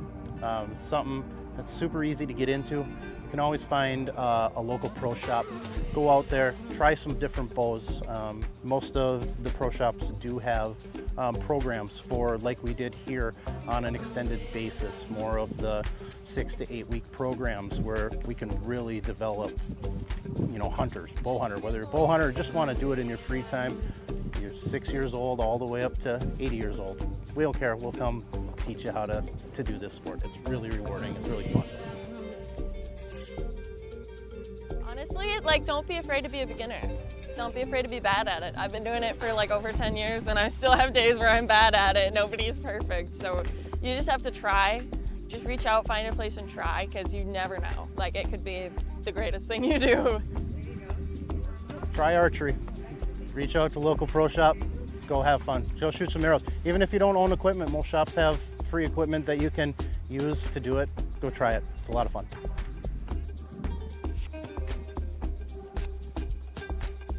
The City of Ramsey hosts a variety of programs and activities that will bound to match one of your interests. So you should go check out the City of Ramsey's website and sign up for something, because it's always fun to try something new.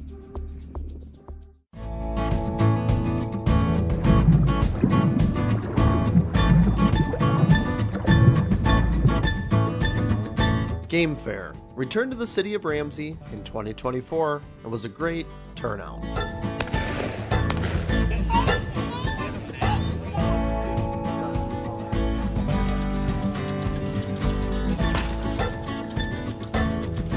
Hey, whether you're into fishing, hunting, or anything in between, Game Fair is the place to be. We spoke with some of the amazing vendors who were selling their excellent products, so be sure to come next year to score some great gear. But hey, the real star of Game Fair this year, the dogs. So many amazing dogs. Drum roll, drum roll. Good job, drum roll. Take Bingo, for example, running through his obstacle course like a pro. But hey, let's pause Bingo for just a second for what I like to call the dogs of Game Fair.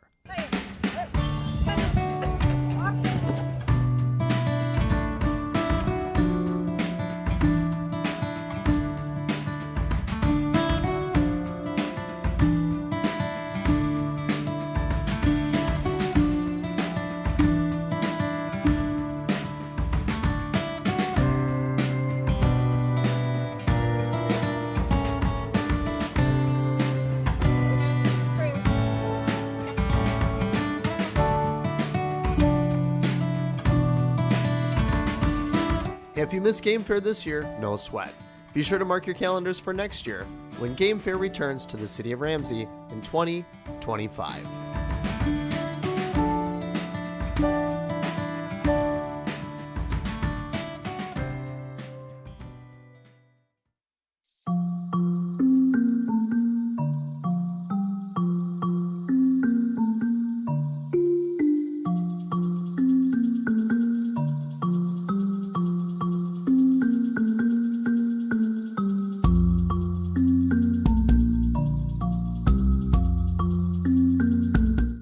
At the gates of the Wildlife Science Center, you may hear this.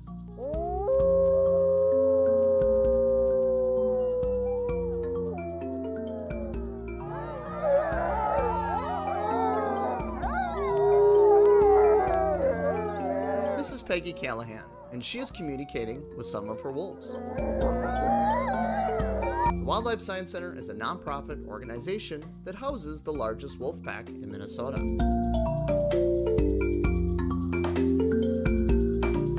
Mission is focused on education, research, and conservation. The Wildlife Science Center is remarkable, home to dozens of beautiful wolves, in addition to several other animals, including my personal favorites, Michaela, the lemur, Good girl.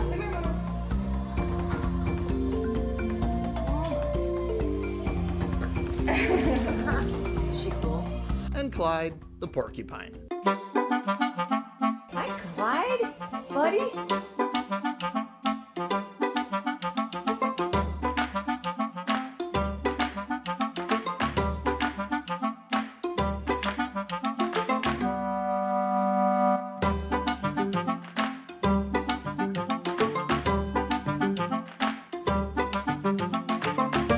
Peggy gives us the tour, and afterwards we sat down to learn more about the Wildlife Science Center. So the Wildlife Science Center was actually established, and it wasn't the Wildlife Science Center, it was called the Wolf Project in 1976, and it was really set up just to answer a couple of questions that they couldn't answer studying wolves in the wild. So it wasn't supposed to last very long, but it went from 76 to 90 under the federal government, and it was on state land, and I started that in 1985. So I worked for the first 5 years after college for the federal government, and then the funding dried up right away, and my last job was to euthanize the 40 wolves that lived there, and I didn't want to do it, and the man that was my coworker at the time and now my husband and I decided to throw everything to the wind and start a nonprofit, and that was amazing. Boy, I would never have had the energy to do it now, but it was an amazing experience. The wolves were in 6 by 20 foot dog kennels because that was the thinking of the time in 76. It was what everybody did, but by 1990 it was no longer the thinking of the time. And so the first thing we had to do was build nice enclosures for the wolves so that they were comfortable in their setting. And we did that, and we were there for 25 years. Then we got this property up here, and this is 210 acres, which was wonderful. We were leasing 9 from the DNR. So this is a huge change for us. And we built the facility. We are open for education programs. One of our primary missions is to get kids excited about science. If you'd like to see these beautiful animals yourself, the Wildlife Science Center is located in Stacy, Minnesota, and is currently open on Wednesdays and Saturdays. We are a nonprofit. We don't get any government funding. We pay for absolutely everything that we do here, and there are a lot of animals, almost 200 animals here, so it requires a lot of time, a lot of care, a lot of medical care. They do offer private appointments, and if you'd like to contribute, there are several ways that you can help out the Wildlife Science Center. Be sure to visit their website for more information.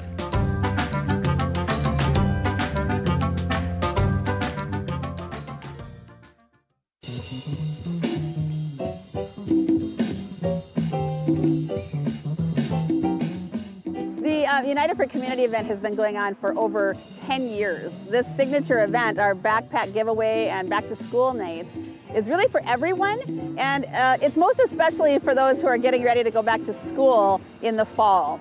And some of the kids that are living in this community and don't have all the help or supplies they need, we give them a little extra boost as well. We give people a chance to register for a free backpack and school supplies the month or two ahead of this event. But all are welcome to come. We've got kids and families coming in. We work with community partners to celebrate all the things that we're doing in the community, and also to connect people to services that might be helpful or useful for them throughout the school year. The Anoka County Library is here, the ACBC Food Shelf, and all kinds of other resources, including some of the other United for Community events we have happening throughout the year here at the church. The United for Community has been a concept or an idea that has been happening here at the United Methodist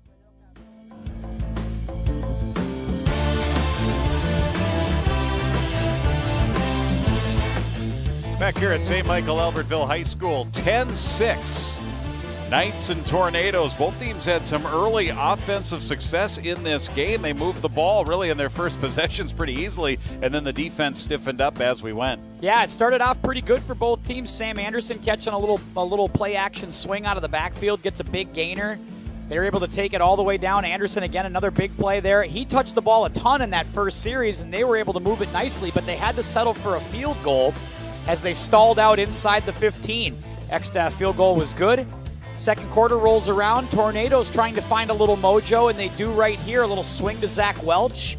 Welch is able to make some guys miss, and he had a nice first half, but this was the play. A little pump fake from about 26 yards out to Afia Beckway. And that was getting them to 6-3. They missed the extra point. This was a big play. Halfback pass. Sam Anderson finds Dervis down the field. Big gainer. Meyer saves the touchdown. Tornadoes look like they're going to hold St. Michael-Albertville, but then a nice big play by Landon Propodnik as he catches it over Devin Lucas. Able to make the extra point there, 10-6, and that's where we are at the half, Jim.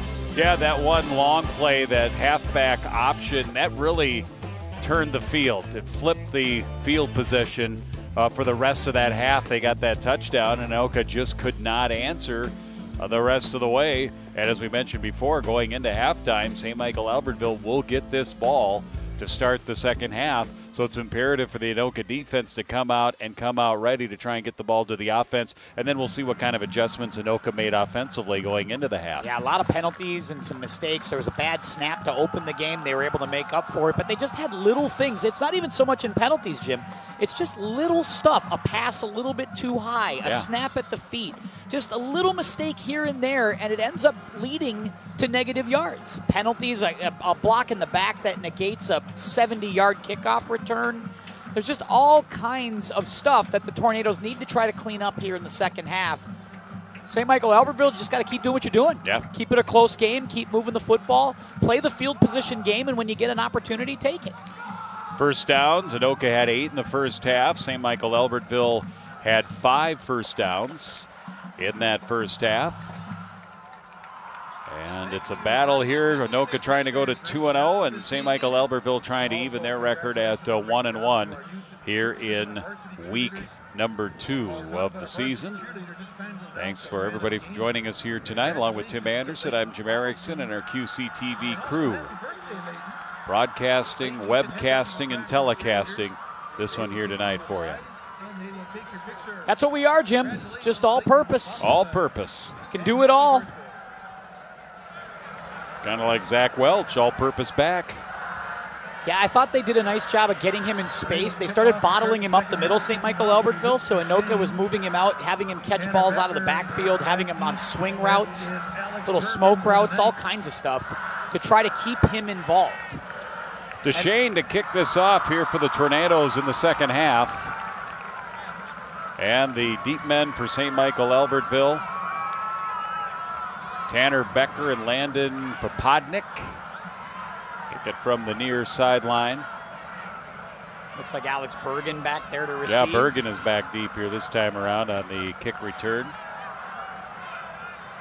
Second half is where Zach Welch really took off last week against Champlin Park. Came out early, got the giant 85-yard run, and got the momentum swung back the other way for the Tornadoes last week. They might look to do something similar this time around. They'll squibber. Yeah, they'll squib it, and they bobbled it a little bit. It'll be recovered and held onto by one of the up men, Ashton Crank.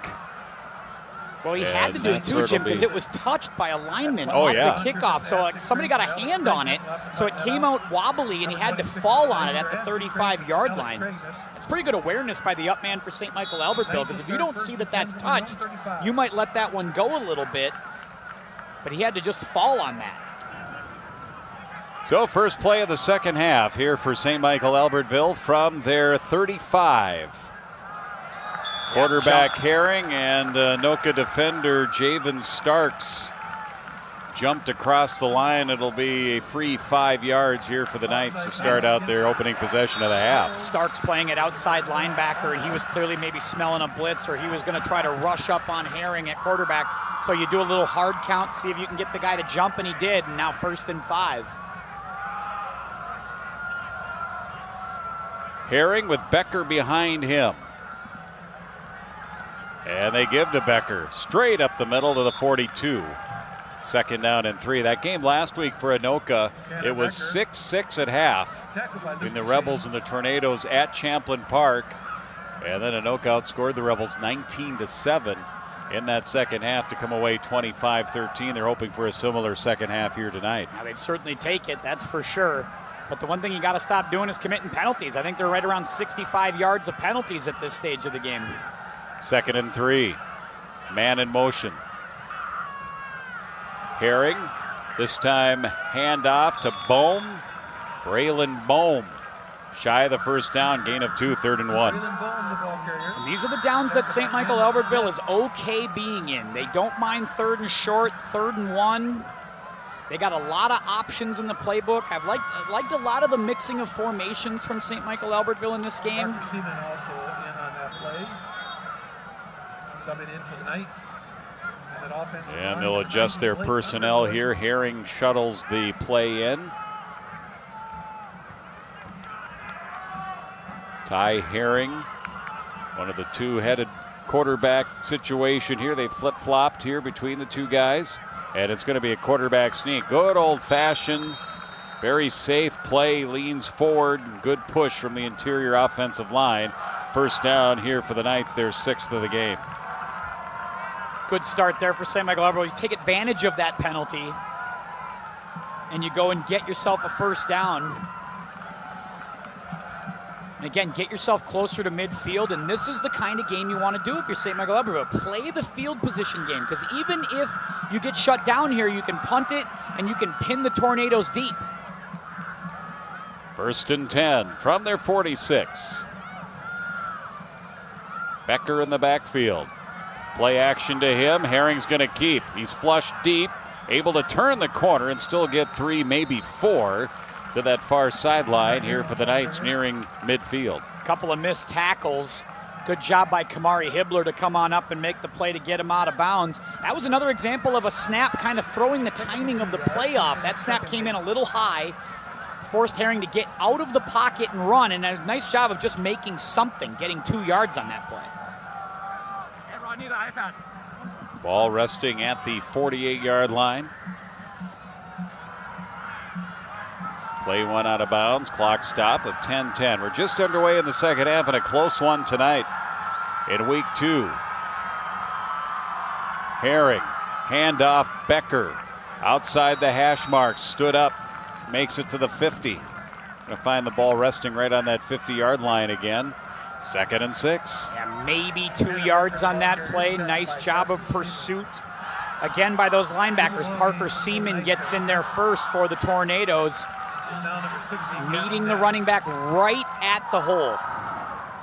Brock Bugby, wide receiver, comes into the game here for St. Michael-Albertville. Again, they're looking for those playmakers besides Anderson, right? So they're shifting lots of personnel out of the St. Michael-Albertville Knights. 3rd and 6, ball again right on the 50. 2 backs here for Herring. Takes the snap across the middle, caught for a first down.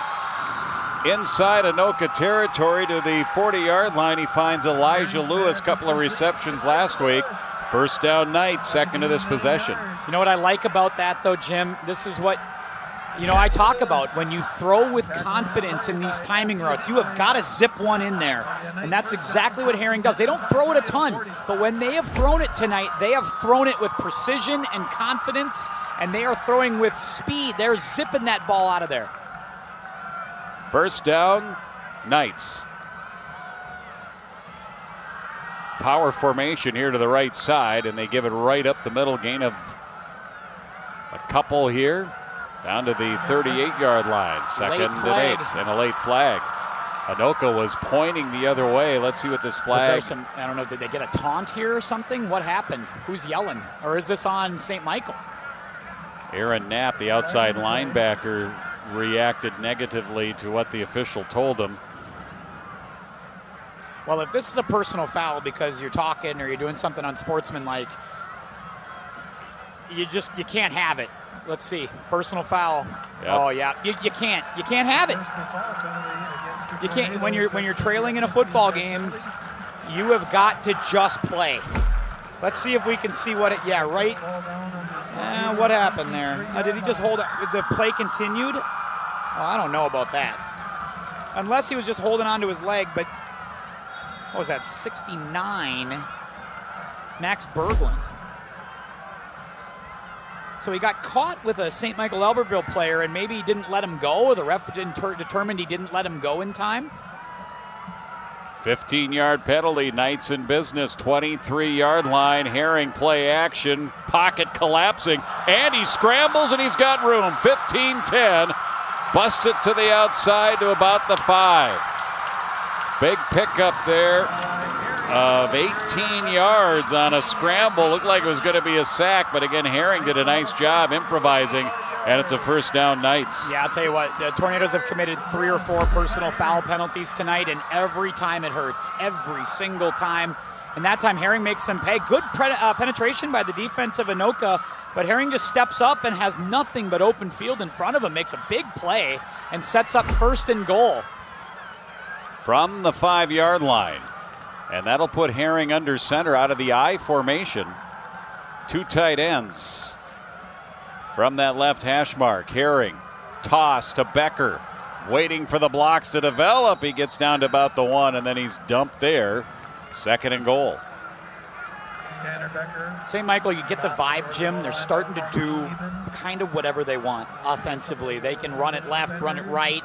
They're doing some play action pass. They're finding some success with quarterback option. Anytime they want to mix it up, throw a wrinkle, it just feels like that's moving their way. From the 1 here, trying to expand their lead. A little Maryland I for you. Yes. The triple I. And they go to the deep back, and it's Becker, and he's into the end zone. Touchdown. Touchdown for St. Michael-Albertville, a 1-yard run, and they've expanded that lead to 10. This is not the team that lost to Blaine last week, and again, I think everybody sat there wondering just what happened. But I think we can see that St. Michael-Albertville a lot better than what they showed last week, and they have played a tough, smart football game tonight, and they have taken it to the Anoka Tornadoes here to start this 3rd quarter. Marble with the extra point is up and good. Zach Marble, junior kicker, the place kicker, point afters and field goals, and this is a 17-6 game. Yeah, now if you're Anoka, you're not out of the football game. You got plenty of time, but you got to have a good possession here. You got to move the football, got to get yourself some points on this drive. The problem that the Tornadoes have is that they're sort of limited. It's touchdown or bust. They don't have a kicker who can make a field goal. They don't feel confident that they can make extra points. So you're asking yourself, we got to go the length of the field every single time we touch it. That's a challenge. Yeah, it sure is. And now they find themselves down by 11, down by 2 scores here, with 7:39 left in the 3rd quarter. Anoka trying to go to 2-0. They started last year 3-0, and that's the first time they had started 3-0 since 2007. And right now they need a comeback here in this 3rd quarter to avoid going to 1-1. Yeah, they got everything just seemed to click at the beginning of the season last year, and then they had to kind of hang on. They had a rough patch in the middle of the season. Lost to Maple Grove, very good team, Maple Grove. Pretty much everybody does. Their program is really humming right now. Yeah, they really put one on Osseo last week, and now they get Champlin Park tonight, and that's where the Rebels, we'll hopefully get an update on them at some point, but hope that the Rebels can find a little something against a very good Maple Grove team tonight. Should be some fun games in the North Division of the Metro District all season long. And the kickoff for the Knights. Bounding ball down to the 10. Abikwe picks it up. Good return, 30. There he goes, 40, 50, 1 man to beat. It's a race, and he's gone. Touchdown, Abikwe. I see a flag, though, at the 30. There's a flag at the 30. There's a flag at the 30. That'd be 90 yards. But there it is. And the St. Michael-Albertville team already saying, come back. It's probably a block in the back yet again. Oh my. And it's just, at some point. So deflating. Yeah. Yeah, there it is. You just cannot have it. And it just deflates another drive. I mean, and now, again, all the momentum gets taken right out as we try to see where it was. Not sure I see it there, but it doesn't. I mean, I'll hopefully see if we can get another look at it. Let's see if we can see it right here. I still don't know if I see it. But, man, it's frustrating. It's very frustrating because that has killed 2 great returns from Afi Abekwe. And we've got to be pushing over 100 yards of penalties for this Tornado team tonight. That moves it back to the 20, so instead of a 90-yard return, ends up being 10 net. First down and 10. Tornadoes have to put that behind them. Kind of a high give there in the handoff. Now here comes a flag.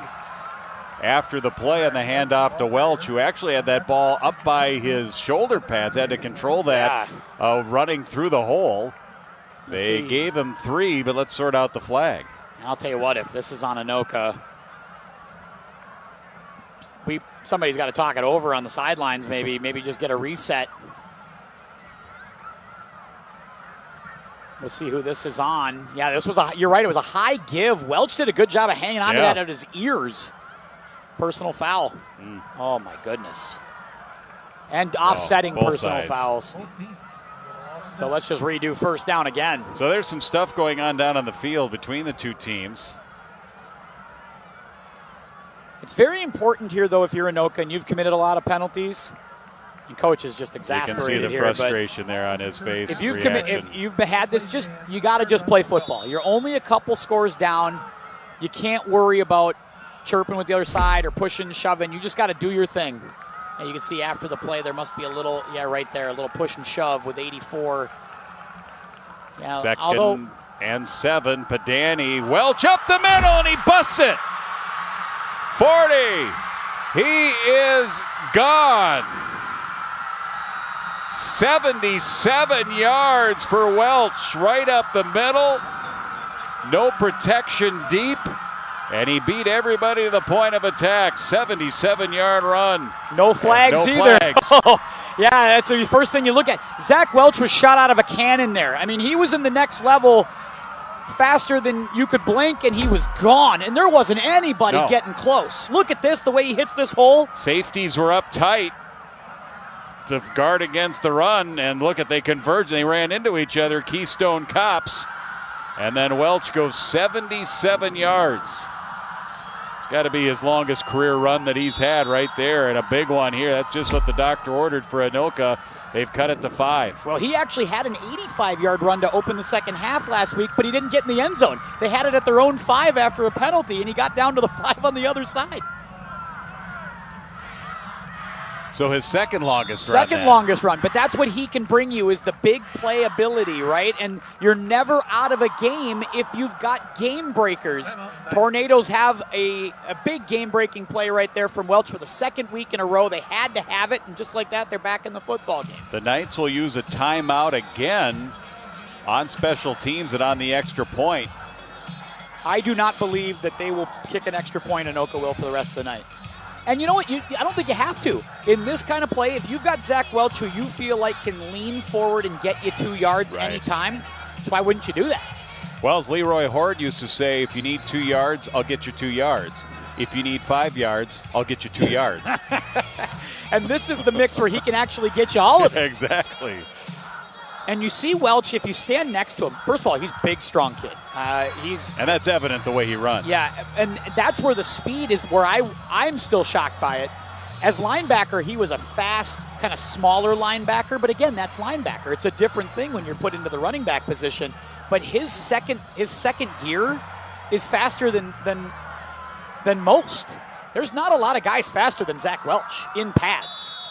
He's back there behind Padani here as they go for 2.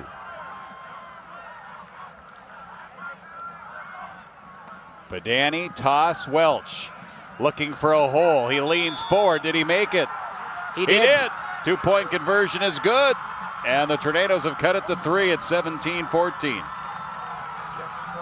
Well, we had a slow scoring first half, Jim, and already both teams have found a way to get a score here to start this third quarter.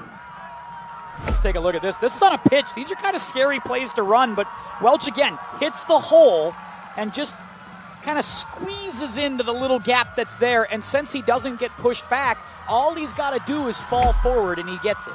Good job, the offensive line, getting a hat on a hat and allowing that hole to develop just enough for Welch to squeeze through. And we've got ourselves a ball game here. A lot of football to be played. 6:59 remaining here in the third quarter. Good job by Anoka, though, to battle back after those penalties. Yeah. You know, those can be deflating. I mean, I could see it on that sideline and in those student section. The shoulders just slump when those penalties happen. And to come back and get a big play, get a score, and get back into the football game, it's a big job by the Anoka Tornado offense. Welch well over 100 yards now officially and on his way to another potential 200-yard game.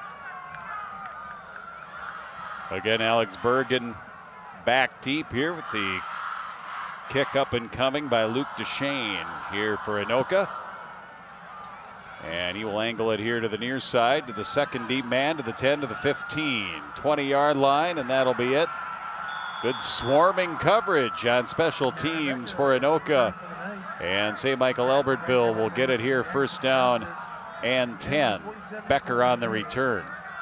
And now after that last series, this is where like defensive coordinator Adam Deneke is going to have to try to see if he can draw up something different.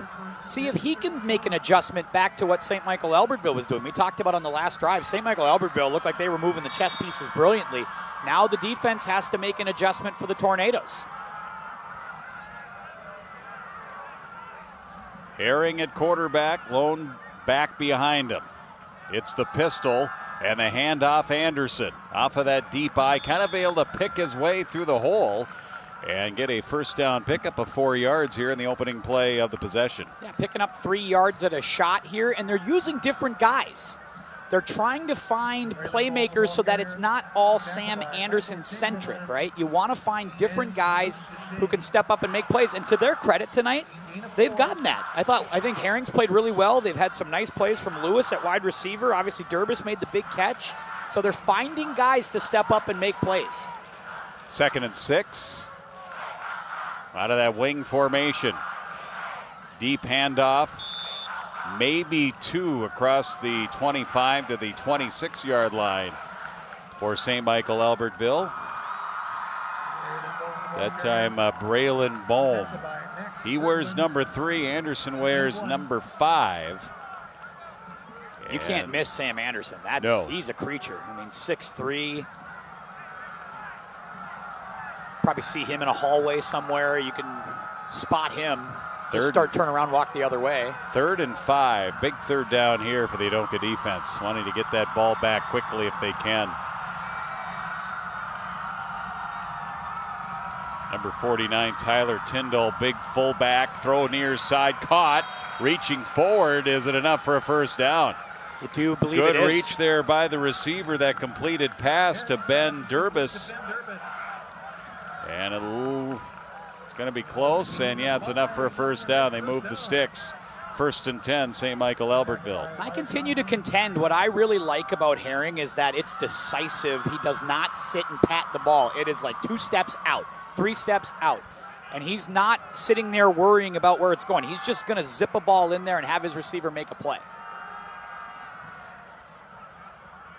Herring, he likes to start the play with his hands behind his back, and then he takes the snap and he wings it to the far side, deflected and incomplete. He's trying to find a man out on the flat there. That's wide receiver Brock Bugby. Incomplete, 2nd and 10. If I'm the Tornadoes, I think I want to do more of that. I want to get Herring out in space trying to throw across his body. I don't know if he's as comfortable doing that. In the pocket, he looks very comfortable. He can do anything in the pocket. But I think if you get him outside the pocket, that's when you might speed up his clock a little bit.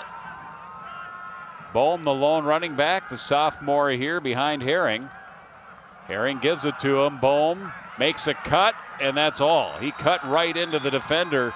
And the Tornadoes' Austin Meyer was the first one to stop his progress. Big defensive stop there, and Anoka forces 3rd and long. Yeah, Austin Meyer has made some nice plays in this game for the Tornadoes' defense.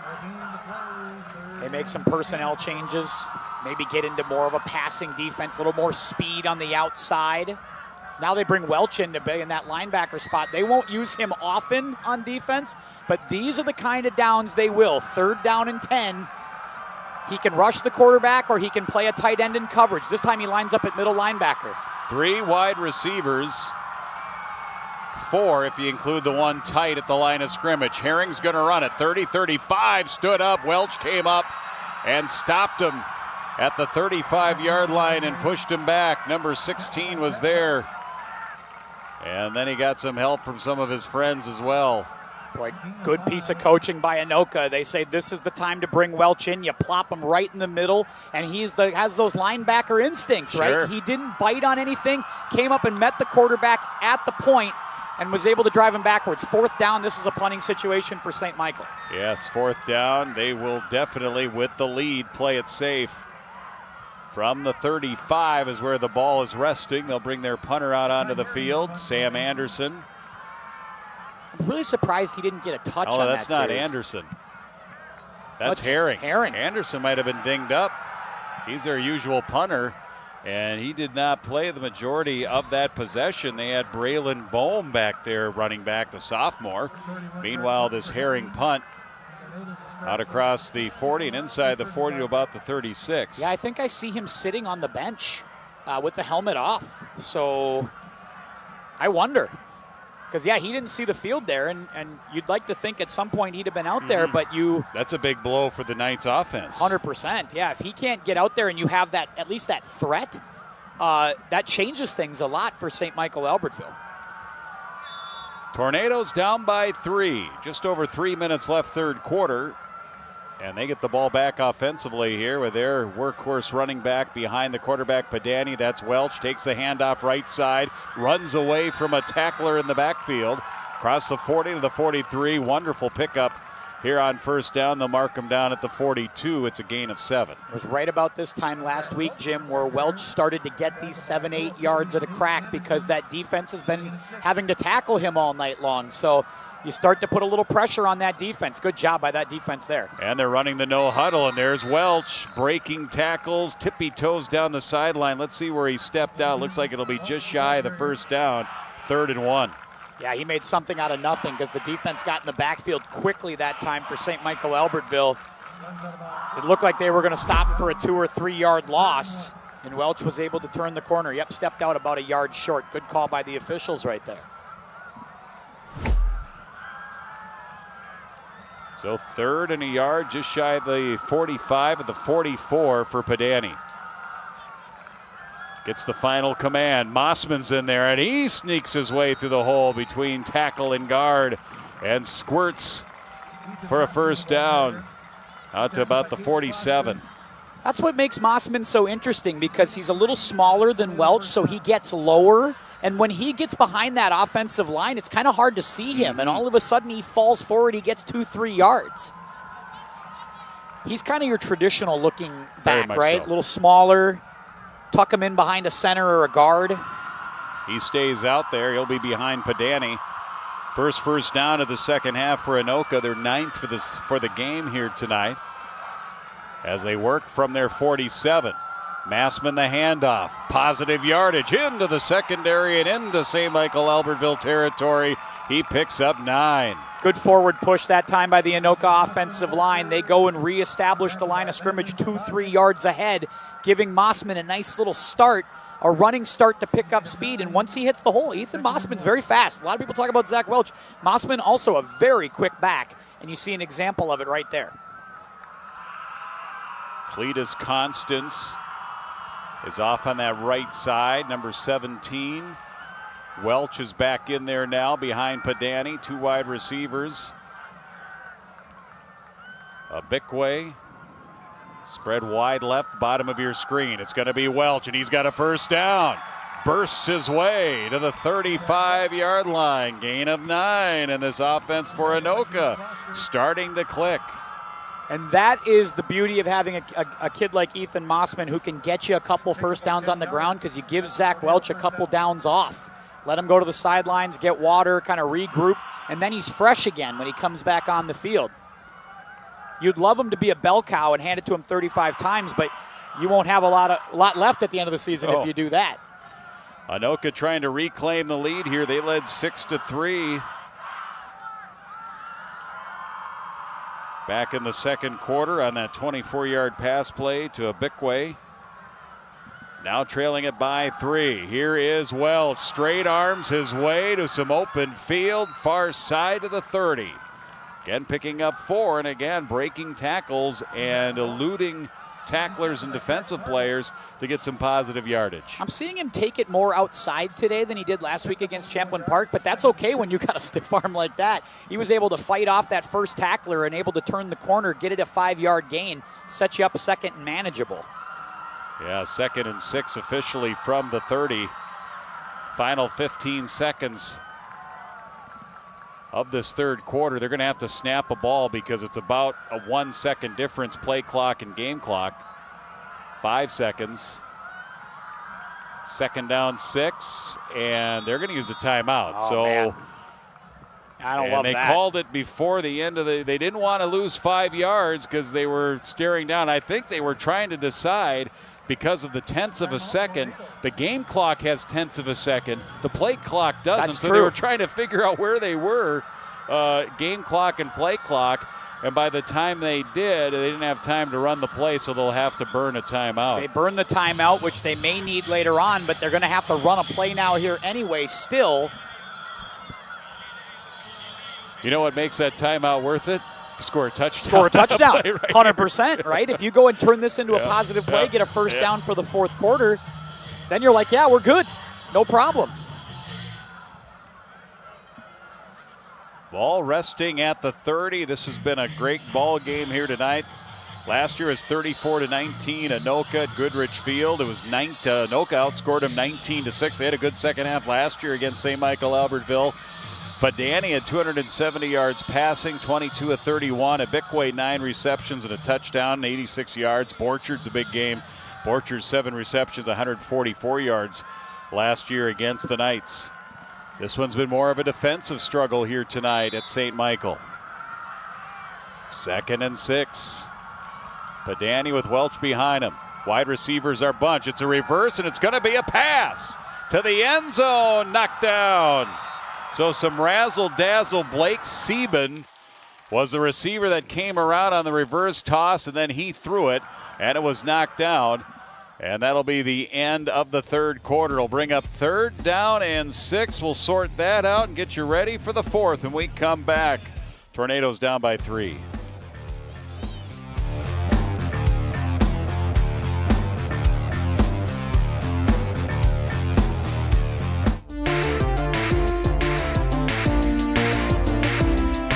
Greetings, dear viewer. My name is Jimmy Good. I'm one of the hosts of Game Sharks QCTV's premier video game show. On this episode, we're talking about a ton of different things. We're recapping some of the predictions we made for E3 2024. We're also talking about Gamescom. We're talking about a bunch of things that we have been playing and a bunch of things we are really excited about coming up here in fall and winter of 2024. Get excited, get hyped. We're going to talk about video games. We're hoping you'll join us.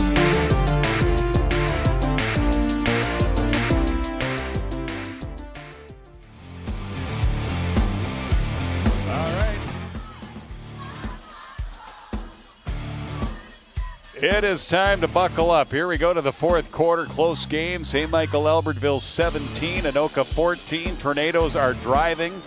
They went for broke there with a little razzle-dazzle and fell just short. Incomplete, knocked down by the defense. And now they're faced with a 3rd down as they start the 4th quarter. That's Blake Sieben, the sophomore backup quarterback. They're trying to get him involved. Coach Bo Wasser's very high on Blake Sieben, likes him a lot. Capable young quarterback, and that was a good throw. I mean, it wasn't a bad look. Good coverage by the Knights. They did not get fooled. At least that cornerback didn't. And now 3rd down and 6. Tornadoes have it at the Knights 30. 2 wide receivers. Welch behind Padani. It's a handoff to Welch. Makes a nice cut. Somebody's got his leg. He leans forward. He's short of the 1st down. And that'll bring up a 4th down. Rapodnik there, the free safety, who also has a touchdown reception here tonight with the tackle. When you run on 3rd and 6, that tells me you might run on 4th and 2. Yeah. It is 4th down. It's a long 2. It is a long 2. They stopped him at the 27. Got to get to about the 24 and a half. Just inside the 25 needed for the 1st down. Padani ready. Snap. Welch. Spins for a 1st down. Oh, he got contact, and his yards after contact isn't impressive. That was a nice spin to get that extra yards and get a huge 1st down for the Tornadoes. And I was actually worried that play was toast, Jim, because when they snapped it, watch Welch and Padani how close they are. The spacing's way off, but Welch is able to just kind of fight through that. I thought they were going to collide, hit, and fall down, but instead Welch is able to turn that into a 1st down. Nice job by the running back for the Tornadoes, keeping a drive alive on a big play. Third first down on this possession. Tornadoes opening now minute plus of the fourth quarter, trying to reclaim the lead. 1st and 10 from the Knights' 23-yard line. Far hash mark here for Pedani. Play action to Welch, to the end zone. One-on-one coverage. It is up for grabs and incomplete. Borchers, the intended receiver, and good man-to-man coverage down the near sideline by the defensive back Brock Cornell. Trying to run a little fade to Trey Borchers. Borchers can win these battles. He's got a good vertical, good basketball player. That was in his hands. That's probably a ball that Borchers will catch, 7 out of 10 times. He'd like to have that one back. I couldn't tell whether or not Cornell, the cornerback, got a hand on it to deflect it away just enough. 2nd and 10 now for the Tornadoes.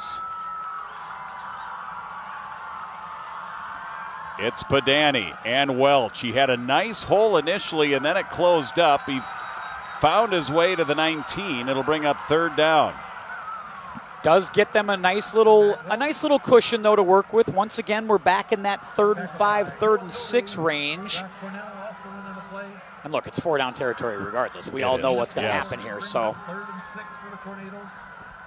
we'll see if they decide they want to stay with Welch up the middle or if they want to try to get him in space. Maybe look for a little smoke route for a Beckway. They haven't really done that little quick hitter, and let him try to make some plays. So this could be an option right here. Yeah, he hasn't really targeted him Beckway here for a while. It's been all Welch for the most part. 3rd down, 6. Rolling, Pedani stopping, throwing towards the end zone. And again, looking for Borchers. And again, this one is overthrown. And it ends up going incomplete. And on the coverage again there for St. Michael-Albertville, Propodnik. We've been calling Propodnik's name a lot here, and he was on coverage there. Yeah, that one 6 yards over the head of Borchers. He's not going to get to that one. Pretty aggressive play right there. If you're only 3rd and 6, you wonder why not try to find something underneath. See if you can get a high percentage pass play by maybe getting a Brody Lackinen in motion or getting some movement over the middle, something like that. Instead, they go for the home run. And now it sets up a 4th down and 6. Well, let's see what they dial up here. Beckway is top of your screen. Low snap. Pedani recovers it. Now he's scrambling, running for his life. Plants, throws, end zone. Caught, a man open. Did he hold on to it? Touchdown. Touchdown to Cooper Bakke. Oh, great scramble there by Pedani. Kept it alive, kept the poise.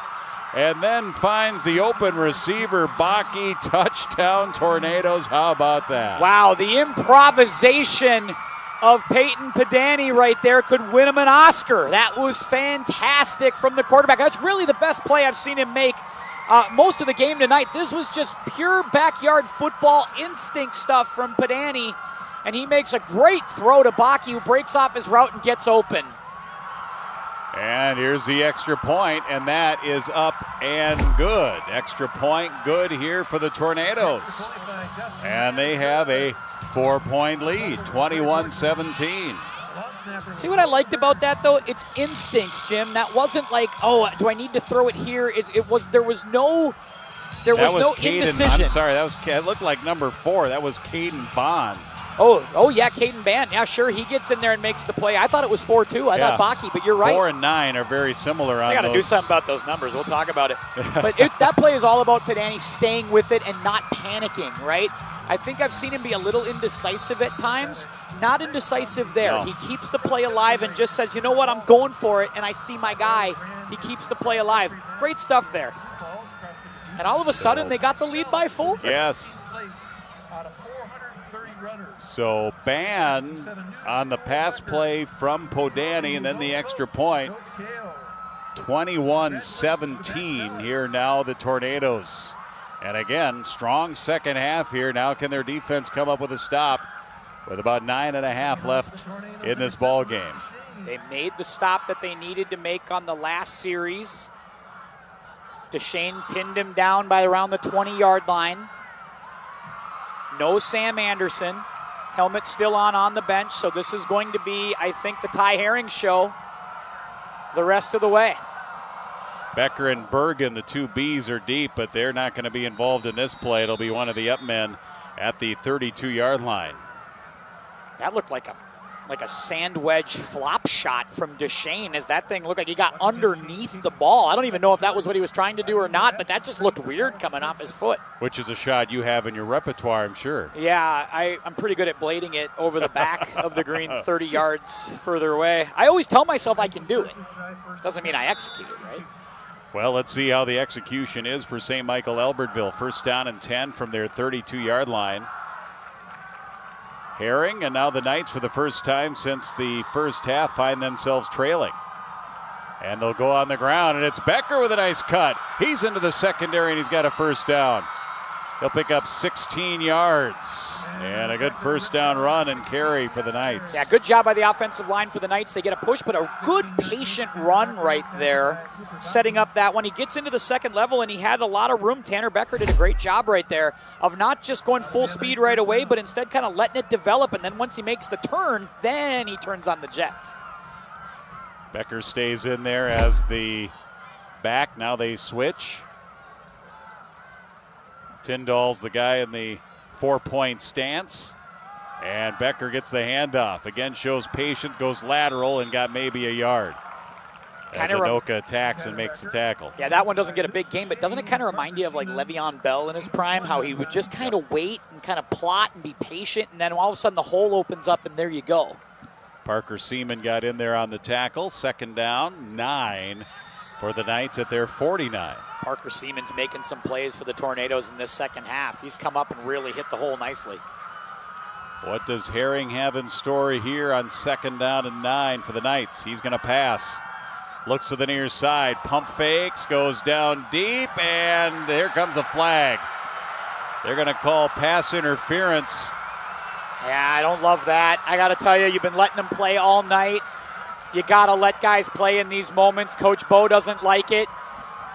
You've let contact happen on the outside all night long, and I have no problems with that. Like, I'm good with letting them play. Right here is an example of... I think it was blatant. No, and I don't think it alters the play at all. Right, I mean, a little push right there, a little push. If he's looking for the ball, I think he might get away with it. You're right. I think you're absolutely right. The fact that he didn't turn back around for the ball, I think, is the reason. If he asked an official, that's probably exactly why he threw the flag right there. Wyatt Rothram, who had the pick against Blaine, or the pick last week against Champlain Park, excuse me. Another big penalty, though, on the Tornadoes, and they have racked up the yards tonight. Gives them a first down. The Knights moving the ball at the 36, and Becker up the middle down to the 29. And that's another thing where if you're playing a clean game, maybe you get the benefit of the doubt there. But if you're committing a ton of penalties, good point, you tend to not. 2nd and 4, gain of 6 on that Becker run here for the Knights offense. The ebb and flow, trying to answer the Tornadoes. And if you're the Tornadoes, you just have to defend all 30 yards. You can give up a field goal, just not a touchdown. Herring works that towel, then he takes the snap, and he goes down the near sideline, incomplete. Rapodnik, good coverage there, overthrown. And you see Herring, that's a pattern. He's throwing to this near side because that's comfortable. He's not turning and throwing the other direction to the high side. If you've noticed, all these big downfield plays from St. Michael-Albertville are coming from him in the pocket, throwing to his left side. They have Marble, the field goal kicker. He is 2 for 2 here this season. Made a 23-yarder earlier tonight, 27-yarder last week. They may not be in his range just yet, and here's the handoff to the running back, Braylon Bohm, who is playing that position in relief of the injured Sam Anderson, who has not been able to come back, and I'll bring up a 4th down. Question for you then here, Coach Jim. Do you kick here, or you got to go, right? You got to go on 4th down. Yep. And that's what they're going to do. Or maybe try and draw him off sides. It is 4th and 4. Herring, he'll take the snap. They'll run the play.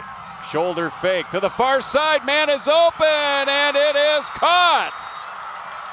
Down to the 5-yard line, Ben Durbis They're reading me, Jim. I said they haven't gone to the high side. They've been throwing it all deep and on the left-hand side. They finally decide to go to his right, and he's wide open. The Tornadoes aren't ready for it either, and you got an open receiver downfield on the right-hand side. Kamari Hibbler loses his footing, and a wide open Durbus as he's made a couple of big plays.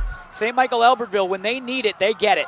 That one goes for 29 yards, 1st and goal. Big tight end in motion. Now the running back in motion, Tyndall. 1st and goal. Herring calls his own number, gets down to the 1, then he stood up. It'll be 2nd and goal. And again, St. Michael-Albertville's played the clean game, not to jinx them here, but they haven't committed those false starts that would pin a drive back or a hold that would pin a drive back. Been a big difference. And that is a huge difference in this game. From the 2, and a roller coaster second half here tonight from St. Michael-Albertville High School. And again, that was on a 4th down. Out of the eye. Becker is the eye back. Herring steps back, tries the sneak. He's stacked up again.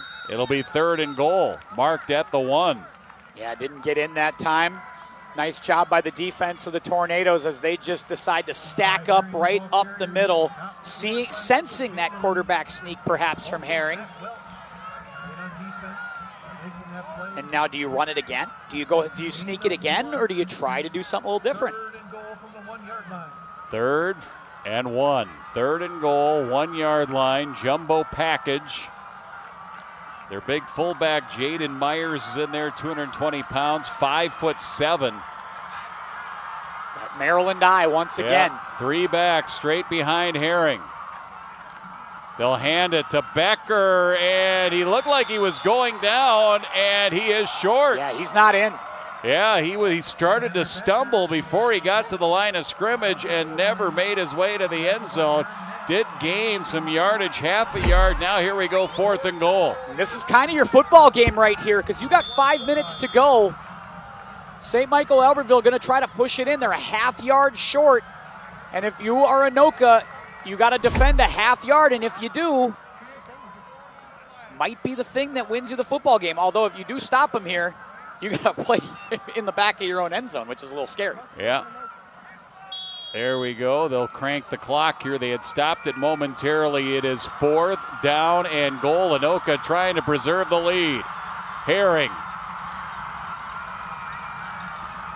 Handoff Becker. Hit. Did he make it? I don't think he got it. Make it.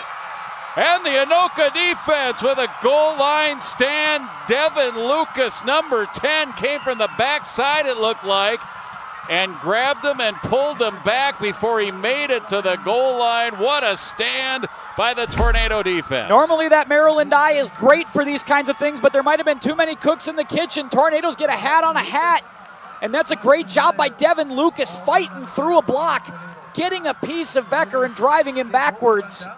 And the Tornadoes have the ball with 4:38 to go, but it's deep in their own zone. They can't get cute here. They have got to move this ball forward. Austin Meyer came up to then assist on that tackle. Wonderful job there defensively. Lucas and then Meyer. And now the Tornadoes in the shadow of their own goal line. They're inside their own 1 yard line, but they preserved the lead with 4:38 left to go. Can't give up a safety here, and you can't have a low snap or something silly. Coach Bo's going to call timeout. And playing it safe. This is a critical juncture. You know, you make the stop there, but you're not out of the woods yet. No, you're certainly not out of the woods. And there, as we get ready to look at standings, you got about 5 plays that can happen here, and like 4 of them are bad. So like you got to be very, very careful here coming up. Just try to get out of the own end. If you can get 1 first down, maybe 2, you'd have to call that a successful drive if you're Anoka. We'll get a look at standings here as we end into week 2. Jim, a lot of games going on. You mentioned them earlier, but you see Anoka, Blaine, Centennial looks really good. Obviously, Maple Grove looks really good. Those 2 teams look like they're going to be really tough to deal with. Centennial defending champs won their first ever state football championship last year in the 6A title game. Exciting game. Those North schools are starting to puff their chests out a little, saying, hey. Starting to get back into it. We had that run where Osseo won the title. back at TCF Bank Stadium. Of course, Blaine has had their run in the past. Anoka previously back in the 90s. And the Tornadoes here trying to go to 2-0. They lead it, but they're inside their own one, and they're going to whistle and flag. Is that a false start? It'll be half the distance to the goal. And So from the half-yard line to the 1/4 yard line. I will say this though, they blew that whistle, and Zach Welch got thrown to the ground, and I just think they called a personal foul on that earlier on Anoka. Good point. That's something to think about on the other side, and they did call that. It looks like on St. Michael-Albertville. They did. So they must have lined up. They didn't call. It was a 5-yard penalty, so they must have encroached. They must have lined up in the neutral zone. Yeah, the neutral zone. Boy, what a gift. What a gift here. That gives you a little breathing room out across the 5. And it makes it 1st and 5 too. So that's huge because now you get some options. You can give the ball to Welch on a straight ahead handoff here. You can maybe throw a quick out if you want. I would expect they'd keep it on the ground. But Danny ready, Welch behind him, standing on the goal line. They'll keep it on the ground. Welch maybe a yard. Yeah, got to get to the 11 or 12 yard line here. The Knights know that they need a stop here. Jaden Myers makes the tackle. Second down. Second down and about 4, so maybe just a yard for Welch that time. This is where Anoka put the game away against Champlain Park last week. They went on that 7-minute drive to close it. When they were nursing a 5-point lead at the time, they went down and scored and put the game away.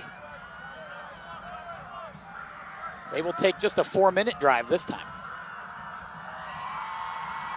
The second down play, Padani being rushed, and he lost the ball. It's in the end zone. And the Knights have recovered, it appears, or not. No signal yet. Yeah, and touchdown. It is touchdown Knights. It was a bad snap. It was a slow snap, a low snap, and Padani's rolling out, and he just did not sense the defense coming at him, and he gets hit from behind as he's in the pocket. He didn't get a chance to get that ball to come forward with his arms, so he gets hit. And again, this all comes because the snap isn't very good. He had to wait for it, and yeah, he's not coming forward yet with that. That ball's out. Yep. Kloster the sack. And then recovered by a teammate. And what a turn of events here. Yeah, I think just some really poor execution from the Tornadoes. They're not able to get that snap cleanly to the quarterback quickly. Ball doesn't come out on time, and because of that, he gets hit in the end zone. And safety you'd have lived with, but you can't live with the touchdown right there. Huge turn of events. There's still time. That's the advantage for the Tornadoes. There's still 3:50 left in the game. So extra point here puts them up by 3. They came up with the linebacker blitz. Kloster came in from the outside with contact and the strip sack. Here's the marble point after. Good quality kicker, and he booms it through. Absolutely. And this is the challenge, right, with Coach Bo's offense at Anoka, is it is very timing oriented.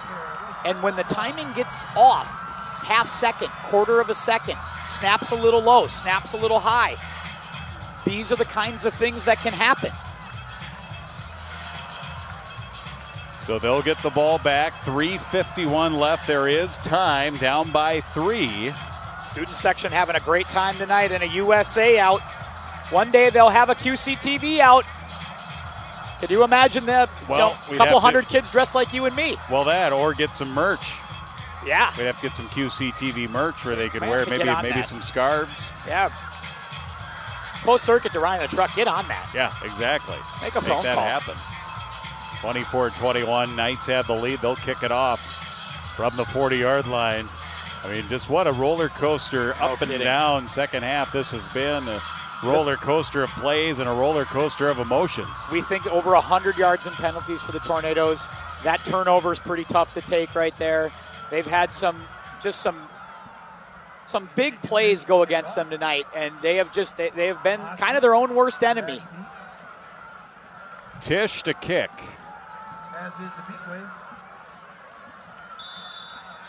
And that's not to take anything away from St. Michael-Albertville. They've done a great job tonight of taking advantage of everything that Anoka has done wrong. And every mistake, every penalty, they've turned it into points. They're going to kick this one towards a Beckway, but it'll bounce out of bounds. Anoka will have decent field position here to start this possession with 3:51 left in the fourth quarter. They need 3. Yeah, tip your cap to this St. Michael-Albertville team tonight. Not a lot of penalties. They've taken care of the football. They have executed when they've needed to. Think about that 4th and 5 that kept the drive going, that even pinned the Tornadoes down there. If they're stopped right there, Anoka's got the ball at the 30. It's a very different thing. These little situational plays that the St. Michael-Albertville Knights have made tonight, I think have really been the difference. They're going to force him to kick it again. Yeah, they did this last week too. Coach Bo's more than happy to take another shot at getting better field position because, again, all you have to do is get past the 35 and it's a good move. Yep.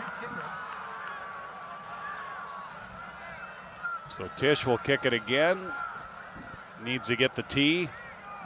Where's the tee? Somebody has a tee here, yeah, right? Here comes the tee. Throw it. Yeah, there you go. Tee it up. All that equipment out there, and there's one tee? You're trying to tell me you don't have 7? It's not like a golfer with a bag full of those? Full of tees. Got to have 30 of those laying around, don't you? So that'll move it back 5 yards. And they would love to get, if this kick's a little shorter and it gets to a Beckway, say, on the run at the 15-20, we've seen a Beckway break a couple. We've had penalties call them back, but we have certainly seen that game-breaking speed to the outside. Mossman is the other deep man. This worked out both times Coach Bo did this last week against Champlin Park. Tisch on the re-kick. And he's going to go to the middle, and it's going to split the two receivers. Boy, that time it doesn't work. Beckway, and it goes into the end zone, and that'll bring it out to the 20-yard line, and the Tornadoes will have to go 80 yards to get to the end zone. And that time they gave up 15 yards. And I'll be honest, I think maybe with the way this game has gone, I might have just taken the 15 and started at the 35 right there. Just because it's been a tough execution night for the Tornadoes at times, and when you get a gift, you take it.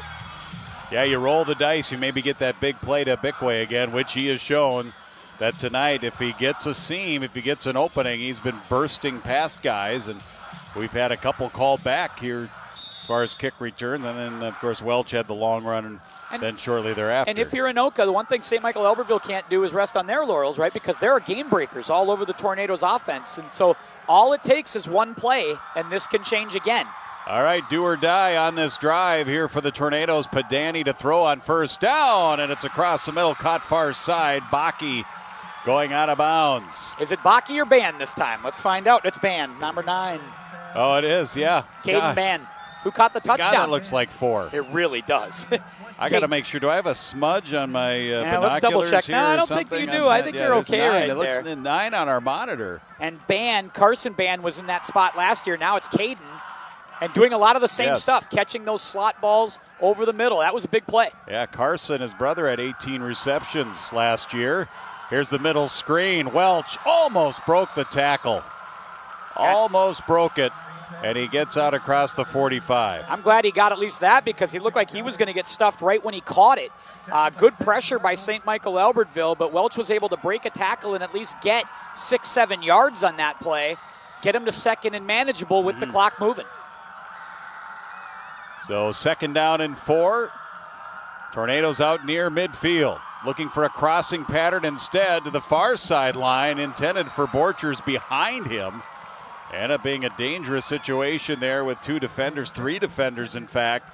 And that'll stop the clock. It'll bring up 3rd down and 4. Padani had time, but he let that one sail on him as he tried to get that back to Borchers. Ended up throwing it behind him. And again, trying to let that play develop.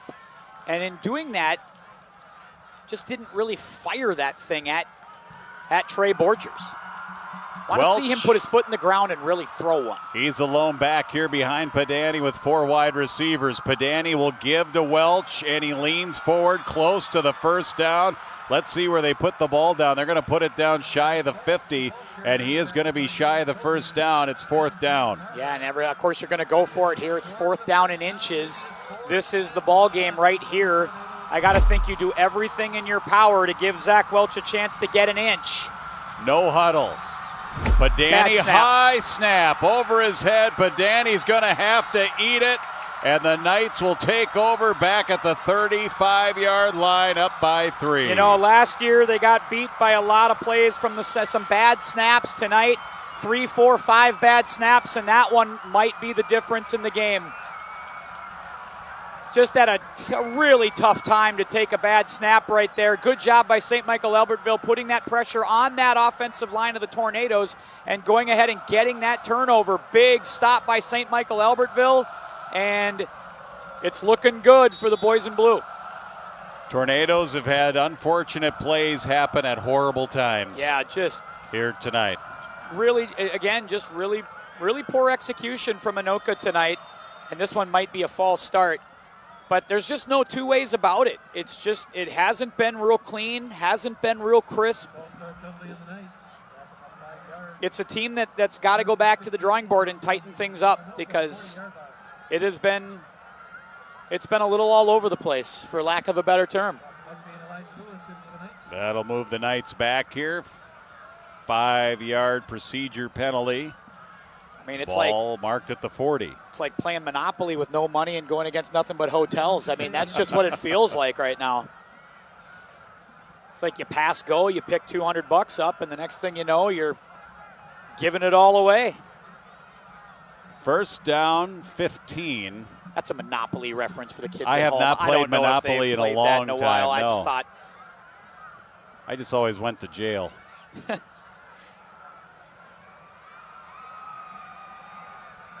I was more of the game of life guy. Yeah, with the spin that's in the not middle. bad. You know, Anoka High School's doing Clue this year, which made me think of some of my favorite. Curdle mustard. Yeah, it's usually in the conservatory Professor with the candlestick. Plum. Yeah, for sure. Okay. Speaking of that might be where we're at in this game right now. Professor Plum in the conservatory. 1st and 15. Tornadoes need a big play here.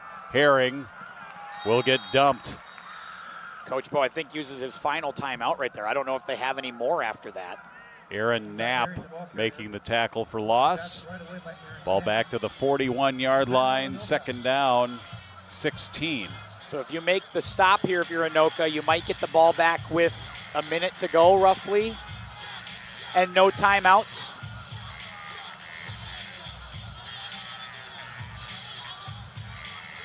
Well, just trying to give themselves a chance. Absolutely. Just want to get a look at it. You got Welch. He's shown us already tonight. He's got breakaway speed. If he can break a big one, can really help the club. Really got to tip your cap, though, to St. Michael-Albertville's coaching staff, Jared Essler. I mean, when you open the season with a tough loss like that, it's really easy for, everything to kind of go south from there. But a great job of just resetting the team, refocusing, getting his guys out here and playing a clean football game. Yeah, that's what you hear often about St. Michael-Albertville. You always hear they're a well-coached team. And Jared Essler and his staff have been around 14 years. And they've won state championships. They've battled their way up to Class 6A. And they have 2nd down and 16 here with 2:36 left to try and secure that first win of the season. And if you're the Tornadoes, you get Blaine at home next week. You're getting a couple of games at home coming up soon, although you have a tough Maple Grove game in 2 weeks. I don't think, this thing can go the other way for the Tornadoes in a hurry as well. I mean, this was a game that you put down on your calendar saying, this is a prove-it game. Go out here if you are ready to be a top 5, top 6 team in 6A. Go on the road and beat St. Michael-Albertville. And if you don't do that, now you got to play a tough Blaine team at home before going on the road and playing Maple Grove. It's tough stuff coming up for the Tornadoes. Meanwhile, the Knights, 2 home games to open up. They go to Coon Rapids and then Centennial on Friday, September 20th. And by that time, we'll already be halfway through the regular season. The 8-week regular season goes by quickly. That Coon Rapids St. Michael game last year was wild because the Cardinals got up huge on St. Michael-Albertville and lost the game. They're adjusting the clock here, I think, is what the delay is. I think they were marveling at our Professor Plum. I think is our what they board lost game it. stuff. They were monitoring the broadcast. They certainly. were thinking about all the different stuff we were talking about up here. Really moving some mountains, Jim. 2:38 left to go. Second and 16. Movement. Yeah, more movement. They were trying to take as much, although they didn't crank the clock coming there was back. half a timeout, so there was not going to crank. You got to hold your water right there. That'll move them back 5 more yards. Not the direction the Knights want to be heading. Certainly not. They'll change some personnel here on the offensive side. Still second down. Herring has done a nice job running the offense here. He and Seabold flip-flopped and both played last week in that loss against Blaine, and it's been Herring pretty much since early on here tonight. Yeah, and he's got his team up by 3. He's played well. Second and long. Toss over to Becker.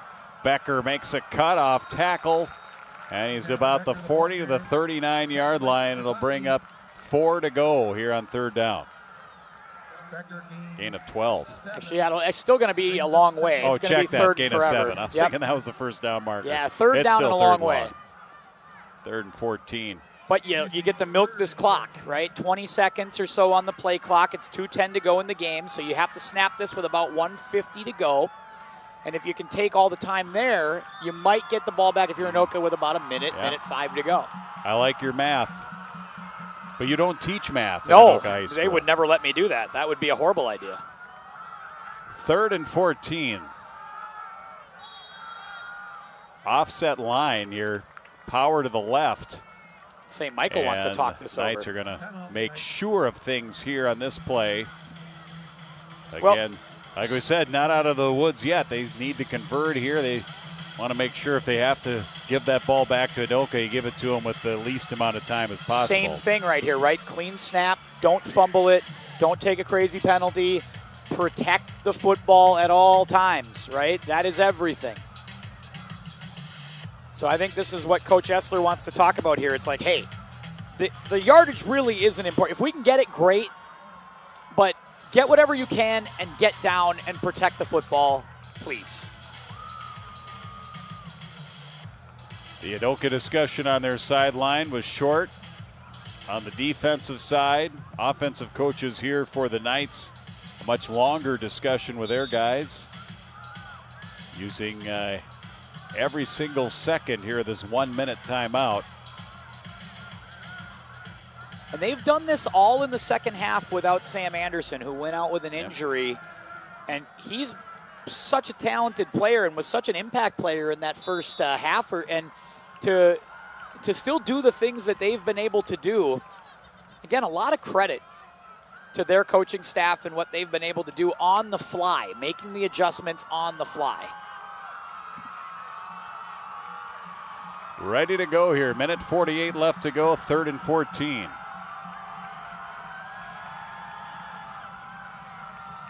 Herring keeps, lost yardage. Tackled in the backfield. Bad just snap. a kind of a safe play and a bad snap, and ends up being just having to eat it. Yeah, bad snap. Just fall on it. Protect the football. Don't do anything crazy here. You can punt this thing.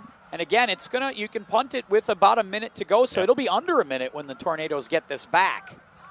And you might even take the delay of game. Run it all the way down. Sure. Take the delay. Back it up 5 yards, but who cares? Yeah. When you got the ball at the other team's 41, you have that luxury here. But again, here we go with the punt. Got to make sure it's a good snap. And the snaps so far for St. Michael-Albertville, they've been pretty good at that part of the game here tonight. Yeah, they've executed the little things well. But again, that's where the games are won and lost, are in these little things. So a good snap here, execute the punt, make sure that you block well, that you get down the field, and that you contain the punt returner. Don't let him get outside. And they did take the delay of game, so they must not have they just came over and just started talking. They go, oh, we'll talk like it's a timeout. But they didn't take the timeout. They must be out of timeouts. I'm not running the that's total. one thing. The board doesn't really have that, does it?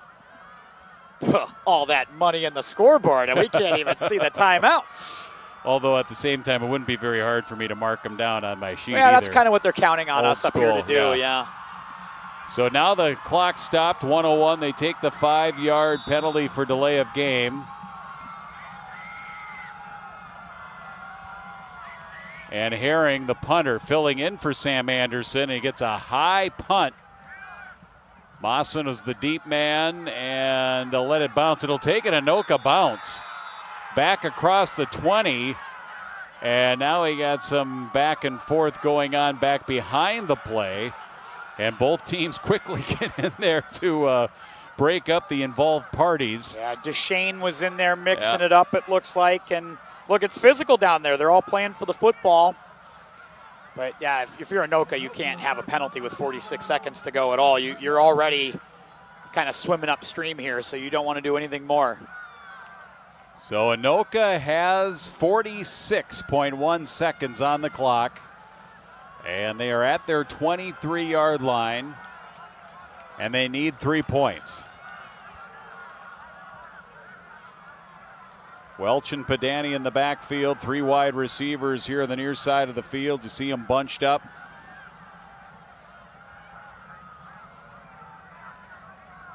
So we'll see what they want to do. And I think, obviously, you're going to be looking for a big chunk here, right? Yes. Or if you've got maybe a little hook and ladder, maybe it's a trick play, something like that. But you need to gain big chunks, 20, 25 yards on this play. Padani sprinting out. Avoids pressure, throws it deep. It's going to be picked off at the 50-yard line. And St. Michael-Albertville will have the ball and they'll win the game. Charlie Hendrickson, the intended receiver, and the pass a little underthrown, and the defensive back pounced on it.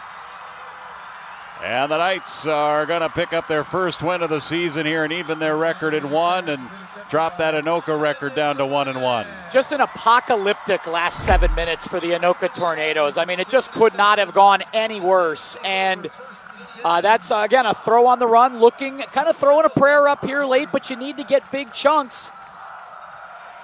And that's Propadnik, who, with the pick, has had a great game on both sides of the ball. Yeah, terrific game from him. Again, a great game from St. Michael-Albertville. They certainly earned it here tonight. Tornadoes, just a tough one. Victory formation. Herring under center. Flanked by a couple of running backs as protection. And they're not going to have to snap another ball. Yep. 25 seconds left. They'll be able to allow it to run. They're going to celebrate here. And for the Tornadoes, they'll be scratching their head a bit with their comeback in the second half. But it's going to come back to those penalties that really cost them, put them behind the 8 ball, and just made it tough on them, even though they admirably battled back in the second half and had this game there, for the taking. But in the end, the Knights had too much in the second half and found a way. Yeah, they had this one, after they got the big goal line stand. All you got to do is protect the football there. They didn't do it. They take the tough fumble in the end zone. Then you come back. You have a 4th down in inches, and you get a horrible snap that goes over the head. You lose that one. Just a tough one. Again, just mistakes all across the board cost the Tornadoes tonight. No question about it, but a great win for St. Michael-Albertville. Let's look at the schedule for QCTV coming up. Jim, yeah. I know you and I might be heading around doing some different stuff. I got volleyball coming up soon. That's exciting. First look at St. Michael-Albertville's upcoming schedule. As you mentioned, Jim, at Coon Rapids, at Centennial. Some tough ones. Certainly at Centennial, very, very tough. Have a chance to get right against Coon Rapids. That team's rebuilding a little bit this year. Champlin Park, Osseo as well. We mentioned the difficult road ahead for this Anoka Tornadoes team as they have to come home to Blaine and then have to go to Maple Grove. Yeah, they start with the 2 road games, so they split on the road, and they get Blaine coming up on Friday night for Anoka, and we'll see how they bounce back. The Knights bounced back after losing their season opener, made the adjustments and came out, played a cleaner game here, and certainly the Tornadoes will have to play a cleaner game and execute better next week. Across the board, I mean, they had some sloppy stuff at Champlain Park. They come tonight and they're sloppy again tonight, so there's going to be some things that have to get cleaned up, no question about it. And our upcoming broadcast schedule tomorrow, the Happy Days Parade in Ramsey. With the Fonz and Ralph and Richie Cunningham, different Happy Days, sorry. Sunday, Monday, Happy Days. Indeed. Tuesday, Wednesday, Happy Days. And some light volleyball, of course, a little bit of a nice one for us to go see that Anoka team that won the section title last year, Hayden Reeder. They're off to a 3-0 start. They'll host Centennial. Boys and girls soccer has Coon Rapids and Andover.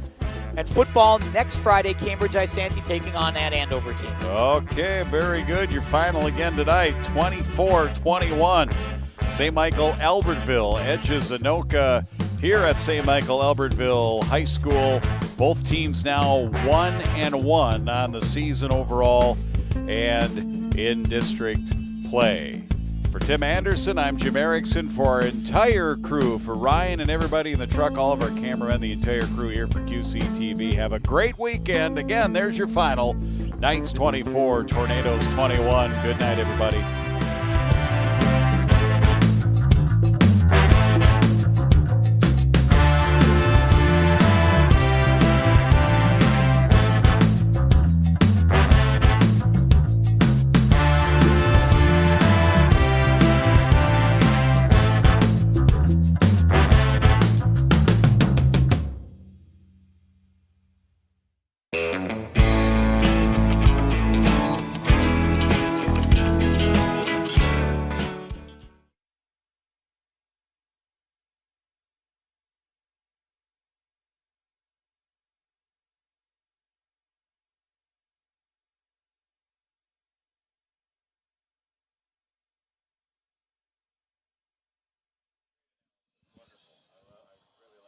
Sounds good. Yeah, it's always fun working with you. I think we got a good vibe.